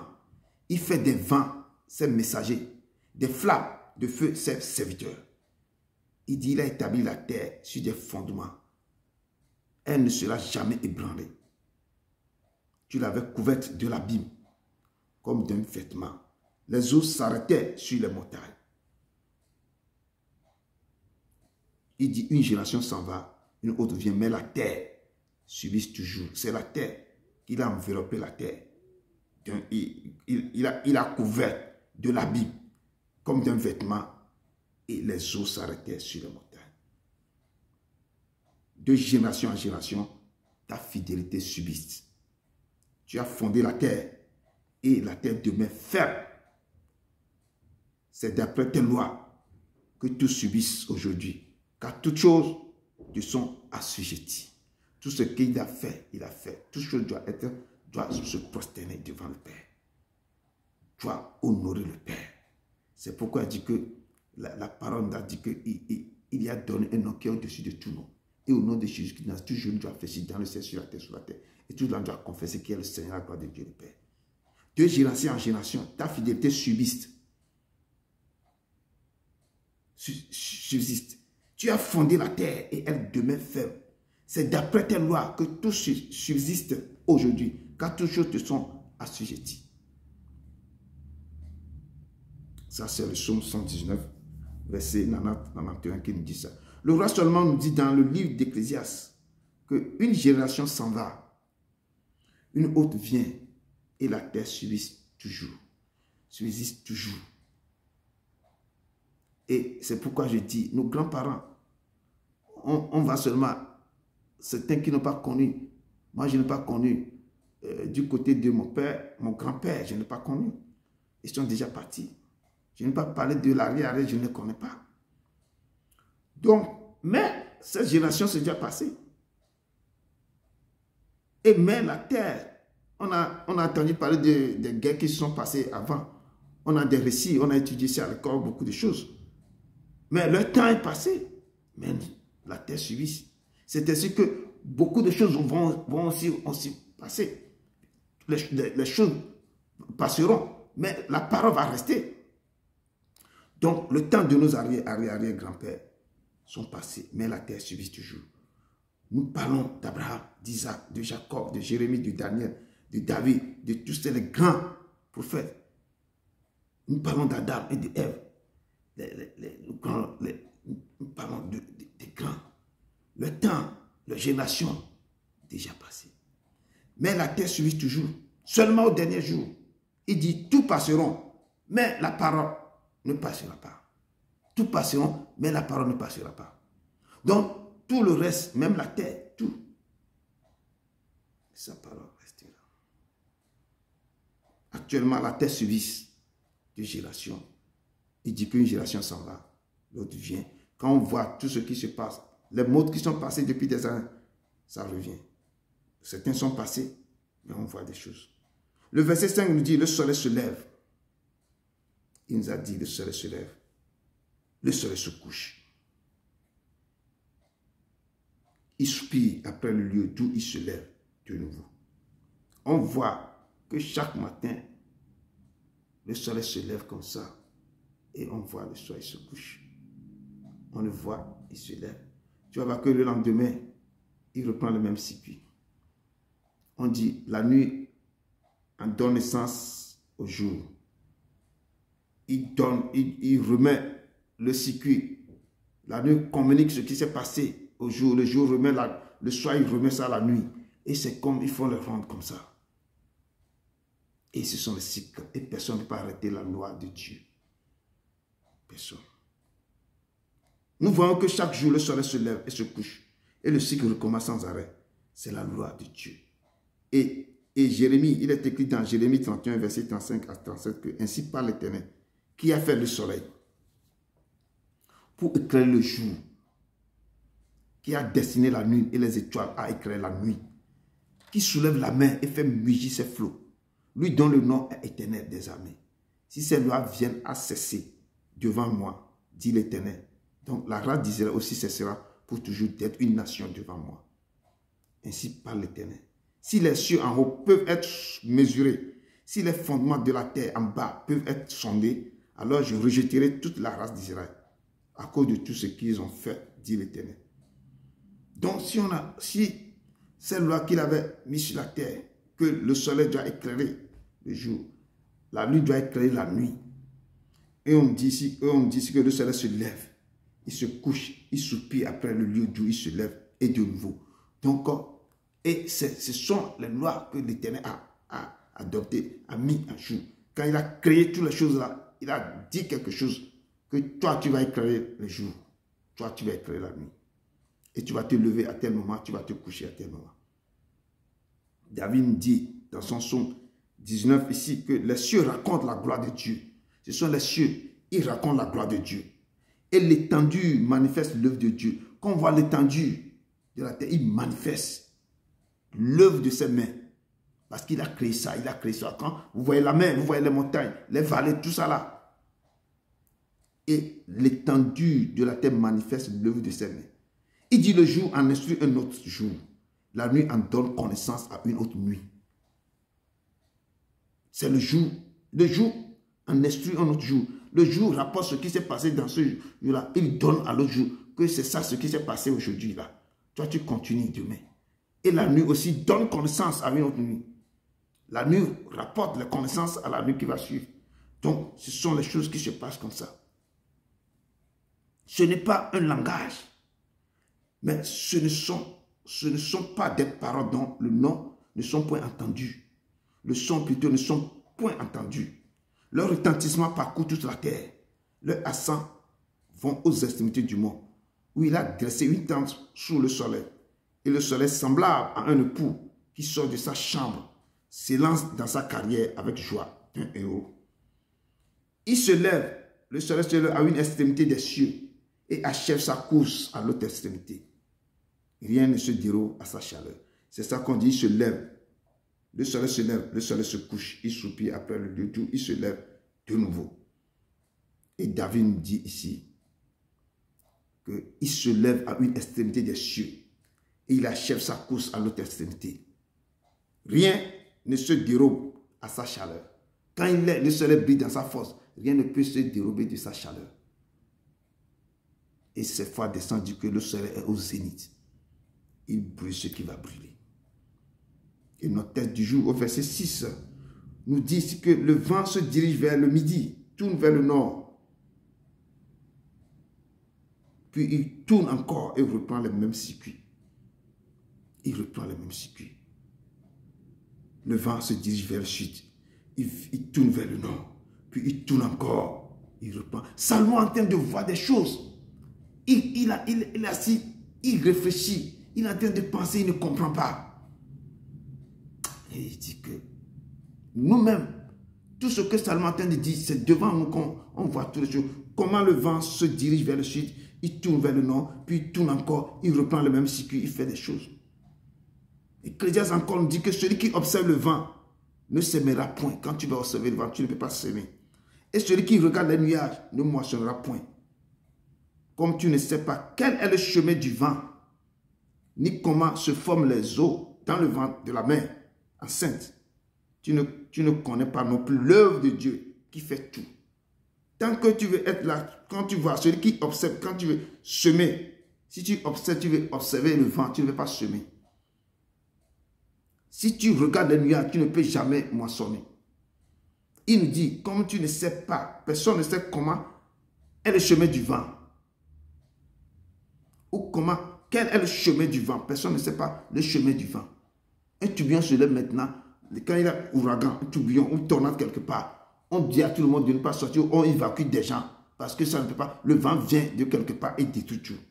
Personne ne connaît pas le chemin du vent. Les gens peuvent diriger que ça va passer ici. On ne sait pas dans quel pays ou bien dans quelle île va frapper. Et Ecclésiaste Salomon dit encore, personne ne connaît comment se forment les os d'un petit dans le ventre de la mer. Une femme enceinte, comment les os se forment dans son ventre.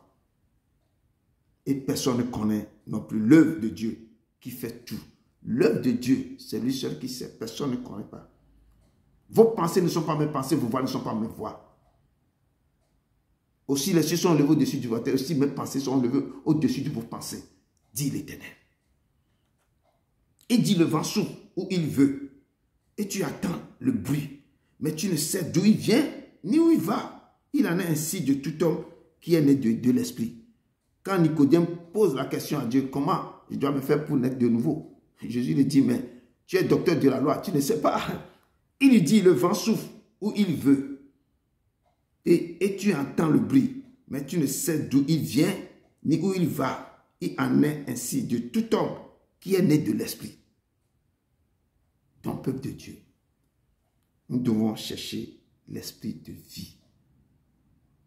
Demander la puissance du Saint-Esprit. Nous devons demander ça. Aller devant le Père. Comme je le dis toujours, il dit, mes enfants, venez devant moi. Moi, si vous me cherchez, vous me trouverez. Donc allez, ainsi l'Esprit demeurera en vous. Et l'Éternel va vous amener au bon port. Il va vous guider. Il va vous révéler les choses cachées. Les choses que Salomon est en train de dire, il réfléchit, il n'a toujours pas de solution. Quand vous accrochez au Père, toutes vos questions, vous trouverez des réponses. Et le Père qui a créé toutes choses, tout l'étendue manifeste l'œuvre de ses mains. Il nous dit, tous les fleuves vont à la mer, et la mer n'est point remplie. Quand on voit tous les fleuves, tous vont à la mer. Les gens qui sont au bord, moi, j'ai grandi au bord du fleuve et de la mer, je vois à un côté, le fleuve se jette dans la mer. Et c'est un endroit que tout le monde, allez voir, si vous allez au Cap aussi, de bonne expérience, vous allez voir comment ça se passe aussi là-bas, en Afrique du Sud. Donc, il y a quoi? Tous les fleuves vont à la mer, et la mer n'est point remplie. Il continue à aller vers le lieu où il se dirige. Tous les fleuves vont à la mer, et continue toujours à aller là-bas, le lieu où il se dirige. Et Salomon en train de dire que la mer n'est jamais remplie, mais toutes les choses vont là-bas. Ce sont les mêmes circuits qui vont comme ça. Peuple de Dieu, devra seulement attirer notre attention sur quelque chose que nous observions tout le temps. Tous les fleuves vont à la mer et la mer n'est point remplie. Quand vous voyez beaucoup de choses comme ça, je dis que peuple de nous devons avoir la crainte de Dieu. Il dit l'étendue manifeste l'œuvre de ses mains. Nous devons craindre ce Dieu fort, redoutable, qui est le créateur de toutes choses. Jérémie 5, verset 21 à 22 me dit, écoutez ceci, peuple insensé, et qui n'a point de cœur. Ils ont des yeux et ne voient point. Ils ont des oreilles et n'entendent point. Ne me craindrez-vous pas, dit l'Éternel. Ne tremblez-vous pas devant moi. C'est moi qui a donné à la main le sable pour limite éternelle, qu'elle ne doit pas franchir. Ces flots s'agitent, mais ils sont impuissants. Ils mugissent, mais ils ne la franchissent pas. Si vous voyez maintenant, certaines côtes, les maisons sont détruites par quoi? Par la main. Ça ne vient pas de Dieu. C'est les conséquences des péchés des hommes. Parce qu'une maison commençait par faire quelque chose, à créer des barrages, à faire autre chose, et ils poussent la main à faire autre chose. Ça ne vient pas. Parce que l'Éternel a donné les limites à la main que la main ne peut pas franchir. Mais si vous provoquez la main, si l'être humain, ceux qui sont plus intelligents que Dieu, ils vont commencer par provoquer la main va va sortir de ses gonds. Et c'est ça que les plages des maisons qu'ils ont, tout a été avalé par la main. Parce qu'ils ont poussé la main à faire ce que Dieu n'a pas. Ce n'est pas dans le plan du Père. Il a donné, il dit dans ses paroles aussi, que c'est moi qui a donné à la main le sable pour limite éternelle, qu'elle ne doit pas franchir. Ces flots s'agitent, mais ils sont impuissants. Ils mugissent, mais ils ne la franchissent pas. Il nous a parlé en Jérémie 5, verset 22-23, que la main ne doit pas franchir ça. Mais si aujourd'hui on voit qu'il y a beaucoup de choses, des dégâts au bord de la mer, les maisons sont été inondées, détruites, ça ne vient pas du Père. Et la parole de Dieu nous dit dans Psaume 104, 8 à 9, que des montagnes se sont élevées, des vallées se sont abaissées au lieu que tu les avais fixées. Tu as posé une limite que les eaux ne doivent point franchir, afin qu'elles ne reviennent plus couvrir la terre. Dieu, c'est un Dieu qui fait tout selon son bon plaisir. Il a créé tout selon comment il veut que l'être humain vive sur la terre. Et quand nous voyons tout ça, Salomon a observé beaucoup. Si la terre est en train de détruire des choses, ou la main est en train de faire des choses à côté de les maisons qui sont au bord de la mer, où il y a l'érosion, il y a des choses terribles qui se passent, ça ne vient pas du Père. Beaucoup de choses que le Père a créées, si nous tenons soin, nous protégeons les choses, il n'y aura pas de dégâts. sur cette terre. Toutes choses sont en travail au-delà de ce que, verset 6, ce que peut dire l'œil et ne se rassasie pas de voir et l'oreille ne se lasse pas d'entendre. Et la parole de Dieu, sur cette terre, toutes choses sont en travail au-delà de ce qu'on peut dire. Tout humain est en mouvement. Chaque jour, comme je dis, toutes choses sont en travail, toutes choses sont en travail. L'œil ne se rassasie pas de voir et l'oreille ne se lasse pas d'entendre. Tout le monde veut entendre, tout est en travail. Les hommes veulent savoir ce qui se passe chez le voisin veut savoir ce qui se passe chez l'autre. Donc c'est comme ça, ainsi va la vie. Tout est au travail. C'est ça l'homme. Ecclésiaste encore nous parle encore que mieux vaut une main pleine avec repos que les deux mains pleines avec travail et poursuite du vent. Tu as une main qui est pleine et tu es en repos, tu travailles, tu donnes le temps, tu te reposes. Tu sais que ce que tu as gagné, ça peut te suffire à faire des choses et tu as le temps. Dans ton repos, tu cherches la face de Dieu. Il dit, vaut mieux une main. C'est Ecclésiaste 4, verset 6-8 qui nous dit ça. Mieux vaut une main pleine avec repos que les deux mains pleines avec travail et poursuite du vent. Tu cours, soit tu vas faire ça, tu termines, tu as encore 2 heures quelque part, tu termines. Tu as encore, après, parce que toute ta vie, c'est le travail. Parce que je fais quelque chose ici, je fais ça, et tout l'argent maintenant, à un moment donné, toi maintenant ne te retrouves plus. Et à cause de ton labeur, de tout ce boulot maintenant, d'autres vont se lever contre toi pour attendre à ta vie. Tu cours pour pouvoir faire quelque chose. Je vais, et ça là. Et le Père dit, mieux vaut une main pleine, avec repos.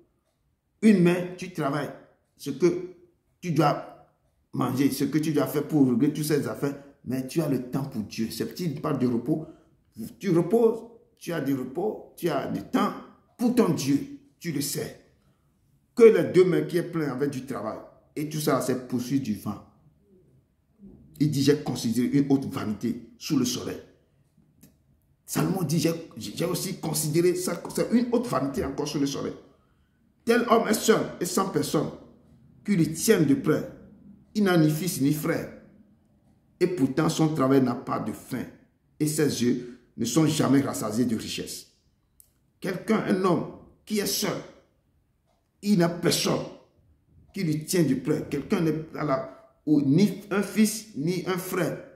Mais on dit la parole, et Salomon nous dit que, et pourtant, ce monsieur travaille, son travail n'a point de fin. Et ses yeux ne sont jamais rassasiés de richesse. Il veut amasser tout. Ce n'est pas que tu amasses ça pour quelqu'un d'autre. C'est pour son plaisir. Il travaille, il ramasse des trésors, il ramasse des choses. Et Salomon est en train de parler de ça. Pour qui donc est-ce que je travaille et que je prie mon âme de jouissance? Tout ce que je fais, je n'ai pas de repos là. Je travaille pour qui? Et je vais prier mon âme de quoi? De jouissance. Il n'a pas de frère, il n'a rien, personne qui lui tient à cœur. Il n'a pas de fils, il n'a pas de femme, il n'a rien, il est seul. Mais il n'arrête pas de travailler jour et nuit. On trouve cette personne-là partout dans le monde entier. Et il dit, pour qui donc est-ce que je travaille et que je prie mon âme de jouissance? C'est encore là une vanité et une chose mauvaise. Le séjour des morts et l'abîme sont insatiables. Et même les yeux de l'homme insatiables. Et Salomon voit tout ça là. Nous devons aussi chercher chaque chose en son temps. Nous devons prendre aussi du temps pour Dieu. Si vous courez tous les jours pour le travail. Cherchez un temps pour votre Dieu. Cherchez un temps pour passer avec lui. C'est là votre repos. Il va vous communiquer les choses bien, les choses qui viennent de lui. Il va vous rassasier, il va vous donner la joie du cœur. Il va vous donner du repos. Et vous serez en paix quand vous êtes devant sa face. Son amour va vous remplir. Quand il vous parle, quand vous s'agenouillez devant lui, vous lui racontez vos histoires. Il écoute. Il est là à votre écoute. Et il tendra sa main sur vous. Il va vous enseigner, il va vous instruire. Il parlera à votre âme. Si vous avez de douleur, il va guérir votre cœur brisé. Il va vous sortir votre âme. il va restaurer votre âme. Si votre âme est dans l'abîme, il va faire sortir ça. Chaque fois que vous êtes devant lui, il va vous donner de l'amour. Il va vous apaiser vos cœurs. Il va vous cajoler. Il vous donnera ce que vos cœurs désirent. Passez du temps avec le Père. Passez du temps avec lui. C'est que sa joie. Il aimerait vous voir devant sa face. Pour que vous lui racontiez des choses. Pour que vous lui demandiez des conseils. Pour que vous lui demandiez, papa, enseigne-moi à prier. Enseigne-moi à marcher avec toi. Donne-moi tes préceptes. Garde-moi près de toi. Je veux te connaître intimement. Comment je dois faire? Papa, comment je dois garder tes préceptes dans mon cœur? Comment je ne comprends pas ça? Aide-moi à être plus proche de toi. Aide-moi, papa, à marcher, à ne pas pécher contre toi. Comment je dois faire? Comment je dois faire ceci? Comment je dois faire cela? Demandez le Père. Il est le très bon enseignant. Il va vous instruire. Il va vous éduquer. Allez devant, passez du temps avec lui. Au lieu de courir de gauche à droite. Ce que vous avez cherché sur la terre. Sur la terre. Depuis Jean-Baptiste, le royaume des cieux est forcé. Seul les violents peuvent y entrer. Il faut faire violence avec vous-même. Allez devant le Père. Il nous dit ce qui a été, c'est ce qui sera. Et ce qui s'est fait, c'est ce qui se fera. Il n'y a rien de nouveau sous le soleil. Il n'y a rien de nouveau. Il n'y a rien. Nous voyons les guerres. Les guerres là sont déjà passées. Mais on voit encore les guerres sur nos portes là. Ce qui s'est passé là, c'est ça qui revient encore. Il n'y a rien de nouveau sur le soleil. De nos jours, tout revient sur le marché maintenant. Les choses anciennes redeviennent maintenant, reviennent encore. Ils ne sont plus nouveaux, les choses anciennes là. Ils reviennent maintenant sur le truc là. On le voit. On voit qu'il n'y a rien de nouveau sous le soleil. Il n'y a rien de nouveau. Comme je dis, nous avons étudié les guerres quand on était à l'école. Première, deuxième guerre, tout ça là. Mais à l'heure actuelle, nous avions aussi la guerre à la porte de l'Europe. Et dans peu de temps maintenant, ils vont commencer encore à fêter les ans, 90 ans d'amnistie. De temps en temps, les gens vont aller, vont faire encore l'histoire. Mais ils recommencent encore. Ce sont les choses qui sont passées qui reviennent. Les mots qui sont passés reviennent. Toutes les choses, ce qui était, ça qui sont encore. Donc, ce qui a été, c'est ce qui sera. Et ce qui s'est fait, c'est ce qui se fera. Il n'y a rien de nouveau sous le soleil. Il n'y a rien de nouveau. Peuple de Dieu, restons vigilants. Persévérez dans la prière. Toujours chercher la face de Dieu. Chercher à avoir l'intimité avec lui. L'intimité, je dis, il n'y a rien de nouveau. Ce qui s'est passé au temps de Moïse, au temps d'Isaac, tout ça là, il y a des choses qu'on voit encore maintenant. Les 7 paroles qu'ils ont laissées, les commandements, les 10 commandements que Dieu a donnés à Moïse, on vit les 10 commandements maintenant. Et les choses sont telles qu'elles sont. Ce que Dieu a écrit, il a écrit pour nous éduquer, pour que nous puissions retourner dans sa parole, marcher avec lui pour nous éduquer, pour pouvoir marcher et le connaître intimement, pour que la vie sur terre sera paisible pour nous. Retournons dans sa parole. Si nous faisons l'étude biblique, c'est pour encore rechercher, revoir les choses pour pouvoir marcher avec lui. Et Ecclésiaste 3, 14, 15 nous rappelle encore ceci. J'ai reconnu que tout ce qui se fait, tout ce que Dieu fait durera toujours. Qu'il n'y a rien à y ajouter et rien à en retrancher. Et que Dieu agit ainsi afin qu'on le craigne. Ce qui a déjà été, c'est ce qui sera. C'est ce qui sera et a déjà été. Et Dieu ramène ce qui est passé. Salomon nous rappelle encore quelque chose que j'ai reconnu, que tout ce que Dieu fait durera toujours. Ce que Dieu a fait, la chose durera toujours. Qu'il n'y a rien à y ajouter. Vous ne pouvez rien ajouter à ce que Dieu a déjà fait. Et rien à en retrancher. C'est pourquoi je dis que ce que moi j'ai écrit dans ma parole, il ne faut pas enlever un i même ou ajouter quelque chose. Il dit que Dieu agit ainsi afin que on le craigne. Afin qu'on le craigne. Ce qu'il a fait, il a fait. Qu'on ne peut rien ajouter, rien retrancher, afin qu'on le craigne. Il dit que ce qui est a déjà été, et ce qui sera a déjà été. Et Dieu ramène ce qui est passé. Donc, nous devons être très vigilants de voir ce qui se passe. De voir, très vigilants. peuple de Dieu, Dieu nous dit quelque chose. Que Dieu ramène, c'est lui qui ramène ce qui est passé. Donc, nous devons nous préparer. Et nous devons être prêts pour les événements qui vont arriver. C'est déjà écrit dans l'Apocalypse. Il dit ce qui est passé. C'est lui qui, ce qui était ou bien cela, c'est lui qui va ramener tout ça. Donc, préparons-nous. Nous devons nous persévérer dans ce que nous sommes en train de faire. Nous devons nous persévérer. Pour que les événements qui vont arriver là ne nous surprennent pas.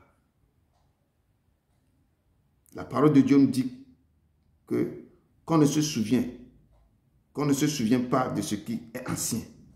Et ce qui arrivera dans la suite ne laissera pas le souvenir chez ceux qui vivront plus tard.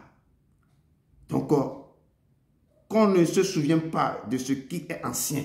Les gens ne vont pas se souvenir de ce qui est déjà ancien. Et ce qui arrivera dans la suite ne laissera pas de souvenir chez ceux qui vivront plus tard. Donc, les gens qui vont venir plus tard, ils n'auront pas de souvenir. Certaines choses sont passées 20 ans maintenant. Les enfants qui sont nés tout récemment, ils ne savent pas ce qui s'est passé. On leur raconte des choses et ils ne comprennent pas. Donc, ce qui va arriver plus tard, d'autres même n'auront plus de souvenirs. Ce ne sera que l'histoire. Les gens ne prennent pas en compte de tout ça. Le temps de l'esclavage, maintenant, les gens qui ont vécu ça, plus tard, est-ce que les gens se souviennent encore de ce qui s'est réellement passé? Personne.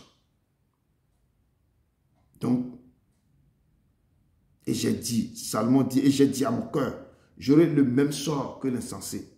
Pourquoi donc ai-je été plus sage? Pourquoi moi, Salomon, j'ai été plus sage? Et si j'ai dit à mon cœur que c'est encore là une vanité, c'est la mémoire du sage. Car la mémoire du sage n'est pas plus éternelle que celle de l'insensé. Puisque déjà, les jours qui suivent, tout est oublié. Donc moi qui est sage et l'insensé, il dit que pourquoi la mémoire du sage là, la mémoire du sage n'est plus éternelle que celle de l'insensé. Parce que tout ce que je connais, tout ce que je ne connais pas, quelques jours plus tard, mais tout va être oublié. Donc chacun oublie. Et quoi? Le sage meurt aussi bien que l'insensé. C'est à qu'on dit qu'on est vraiment égaux devant la mort. Donc j'ai vu à quelle occupation Dieu soumet le Fils de l'homme. Je me suis appliqué dans mon cœur à connaître, à sonder et à chercher la sagesse et la raisonner des choses et à connaître la folie de la méchanceté, de la stupidité, de la sottise. Il dit, j'ai vu à quelle occupation Dieu soumet le Fils de l'homme. Je me suis appliqué dans mon cœur à connaître et à sonder et à chercher la sagesse et la raison des choses et à connaître la folie de la méchanceté et de la stupidité, de la sottise. Des fois, tu ne comprends pas pourquoi certains sont méchants. Ils font des choses terribles que tu ne peux pas comprendre. On cherche, on ne comprend pas pourquoi le gars-là, il fait comme ça. La messagerie a rempli son cœur qu'on ne peut pas. C'est la folie de la méchanceté, on ne comprend pas pourquoi le gars, il est comme ça. C'est une stupidité et de la sottise. Il passe, Salomon parle. Que j'ai vu à quelque part, Dieu soumet le Fils de l'homme. Et je me suis appliqué dans mon cœur à connaître et à sonder. Il a sondé, il a cherché la sagesse et la raison des choses et à connaître la folie de la méchanceté. Mais il n'arrive pas. Le roi Salomon nous dit encore que lorsque j'ai appliqué mon cœur à connaître la sagesse et à considérer les choses qui se passent sur la terre, car les yeux de l'homme ne goûtent le sommeil, ni jour ni nuit. Ça veut dire que les gens même qui sont baignés, qui disent qu'ils sont sages, ils ont l'argent, ils ont été les gens. Salomon dit qu'ils ne goûtent pas le sommeil, ni jour ni nuit. Il n'arrive pas à dormir. Il dit, j'ai vu toute l'œuvre de Dieu. J'ai vu que l'homme ne peut pas trouver ce qui se fait sous le soleil. Il ne peut pas trouver ça. Il peut avoir beaucoup d'argent. Il peut avoir tout. Il ne peut pas trouver ce qui se fait sur le soleil. Il a beau se fatiguer à chercher. Il ne trouve pas. Et même si le sage veut connaître, il ne peut pas trouver. C'est pourquoi il a pris 100 femmes. Il n'arrive pas à trouver. Qu'est-ce qui est dans la femme? Il a cherché. Il a pris toutes les couleurs. Mais ce qui est dans la femme, ce que Dieu a fait dormir l'homme et a fait sortir, il ne peut pas, il n'arrive pas à comprendre, à connaître qui est la femme, une femme. Il a sondé, il a cherché, il a pris toutes sortes de couleurs, mais il n'a rien trouvé. Il ne peut pas. On ne sonde pas la femme. C'est Dieu qui a créé la femme. Si tu peux savoir comment l'enfant se forme sur le ventre, l'eau se forme là, là tu peux sonder la femme. Dieu seul peut sonder une femme, peut connaître qui est la femme. Salomon a fait tout. Il dit ici que j'ai vu toute l'œuvre de Dieu. J'ai vu que l'homme ne peut pas trouver ce qui se fait sous le soleil. L'homme ne peut pas trouver ce qui se passe sous le soleil. Il a beau se fatiguer à chercher. C'est pourquoi vous courez tout le matin, vous courez au travail, mais ce qui se passe sous le soleil, personne ne peut pas trouver ça. Il ne trouve pas, et même si le sage veut connaître, il ne peut pas trouver. Le sage ne peut pas trouver. Et notre texte de bas de verset 15 nous dit, ce qui est courbé ne peut pas se redresser. Ce qui marque ne peut être compté. Qui ça marque là, on ne peut pas le compter. Ce qui est courbé ne peut pas redresser.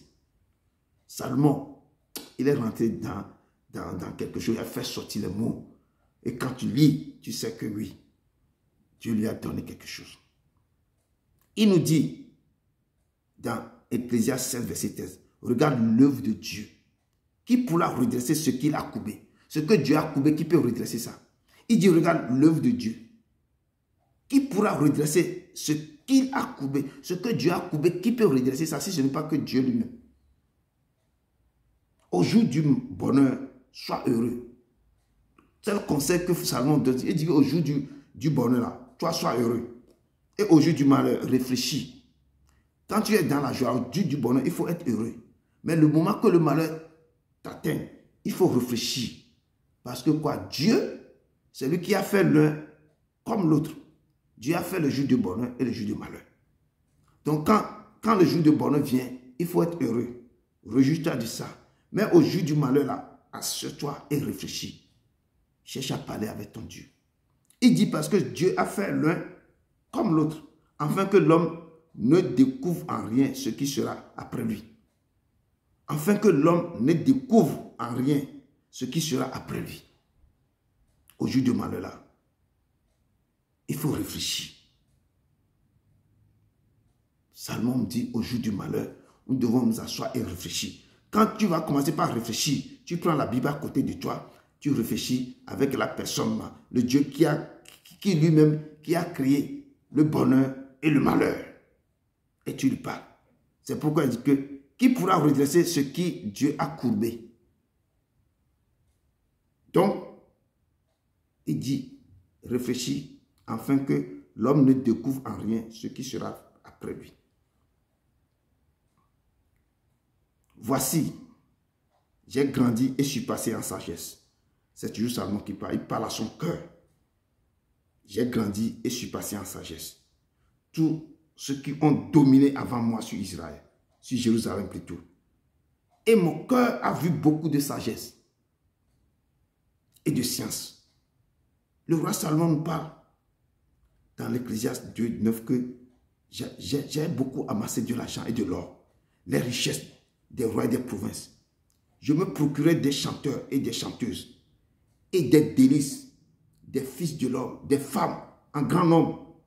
Je devins grand, plus grand que tous ceux qui étaient avant moi dans Jérusalem. Et même ma sagesse demeurait avec moi. Et le moment qu'il a fait beaucoup d'holocaustes à l'Éternel, la nuit, l'Éternel est descendu dans ses rêves. Il pose la question. Demande-moi, qu'est-ce que tu veux que je te donne? Et Salomon lui a demandé, papa, je veux que tu me donnes un cœur sage et un esprit intelligent. Dieu répondit à Salomon, que voici, j'agirai selon ta parole. Je te donnerai un cœur sage et d'intelligence, de telle sorte qu'il n'aura eu personne avant toi, et qu'on ne verra jamais personne de semblable à toi. Je te donnerai en outre ce que tu n'as pas demandé. Je te donnerai des richesses et de la gloire, de telle sorte qu'il n'aura pendant toute ta vie aucun roi qui soit ton pareil. Il a demandé ça, c'est pourquoi Dieu lui a donné sagesse et intelligence. Mais quand il a pris tout ça là, il a commencé par chercher des choses sur la terre. Il commence par réfléchir, à rentrer dans les choses. C'est ce que le Père lui a donné. Il dit, j'ai dit à mon cœur, allons, je t'éprouverai par la joie et tu goûteras le bonheur. Et voici, j'ai encore là, c'est encore là une vanité. J'ai dit du riz insensé et de la joie, à quoi sert-elle? Quand je ris, il appelle le riz insensé. La joie qu'il a, la joie, dit que la joie, à quoi sert d'être dans la joie? Et en retour, il dit, je résolus à mon cœur de livrer ma chair au vin, tandis que mon cœur me conduira avec sagesse et de m'attacher à la folie, jusqu'à ce que je vise ce qu'il est bon pour les fils de l'homme de faire sous les cieux pendant le nombre des jours de leur vie. Et 1 Thessaloniciens dit, mais examinez, nous devons examiner toutes choses sur la terre. Nous devons tout examiner ce que nous sommes en train de faire. Mais nous devons retenir ce qui est bon dans tout ça. Dans nos vies, dans tout ce que nous sommes en train de faire, le peuple de Dieu doit examiner tout. Quand tu fais quelque chose, tu avais quelque chose à faire, il faut examiner tout. Mais il faut retenir ce qui est bon dans tout ça. Tu dois s'abstenir de toute espèce de mal. Tu dois arrêter de fuir le mal en toi. Prends tout ce qu'on te présente, mais prends le bon. Tu dois retenir le bon dans tout ce que... Il faut examiner tout ce qu'on te présente. Mais prends ce qui est bon dedans. Si moi je ne veux pas examiner tout, ce qui est bon dans ce que je vous enseigne, ce qui est là, prenez le bon dedans. Il faut vous abstenir, vous, de toute espèce de mal.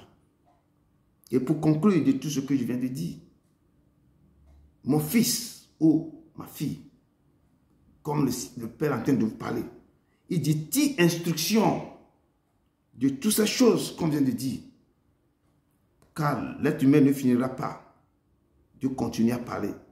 Si l'on voulait faire un grand nombre de livres et beaucoup d'études, c'est une fatigue pour le corps. Parce que la terre est remplie de tous les mystères. Il y a plein de choses qu'on voit sur la terre. Tout ce que l'Éternel a fait. Nos démarches, nos sorties et venues, nos allées et retours, nous devons. Ce sont les discours. Écoutons la fin de ce discours. Seul ce que je peux vous dire ce soir, c'est craindre Dieu et observe ses commandements. C'est là ce que doit faire tout homme. Car Dieu amènera toute œuvre en jugement au sujet de tout ce qui est caché, soit bien, soit mal. Peuple de Dieu, crains Dieu et observe tous les commandements. Si Dieu vous donne l'esprit de sagesse, on dit que le commencement, la crainte de Dieu, c'est le début de sagesse. Crains Dieu et observez vraiment ses commandements, ses préceptes et ses lois. C'est là ce que doit faire tout homme, car Dieu amènera toute chose en jugement, toute œuvre en jugement au sujet de tout ce qui est caché, soit bien, soit mal. Que Dieu vous bénisse. Que Dieu vous bénisse. Que Dieu vous bénisse. Amen. Il vient du ciel sur la terre, montrer la voie. De la terre à la croix, payer mes dettes. De la croix au tombeau, du tombeau vers le ciel. Seigneur, je lève ton nom. Amen.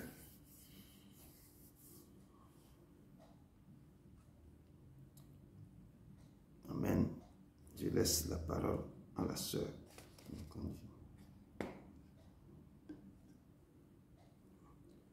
Shalom, shalom, on va prier pour terminer le culte.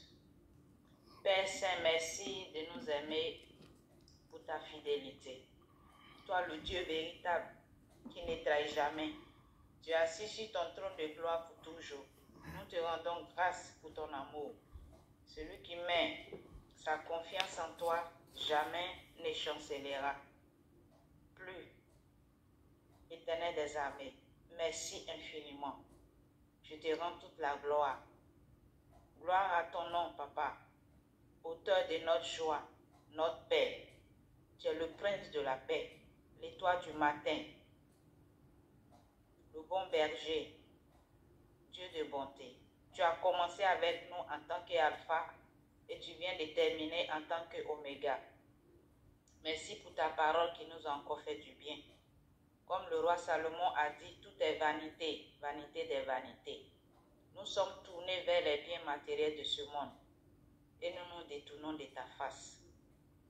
Ta parole nous dit, que profitera-t-il à un homme s'il gagne le monde entier et qu'il fasse la perte de son âme?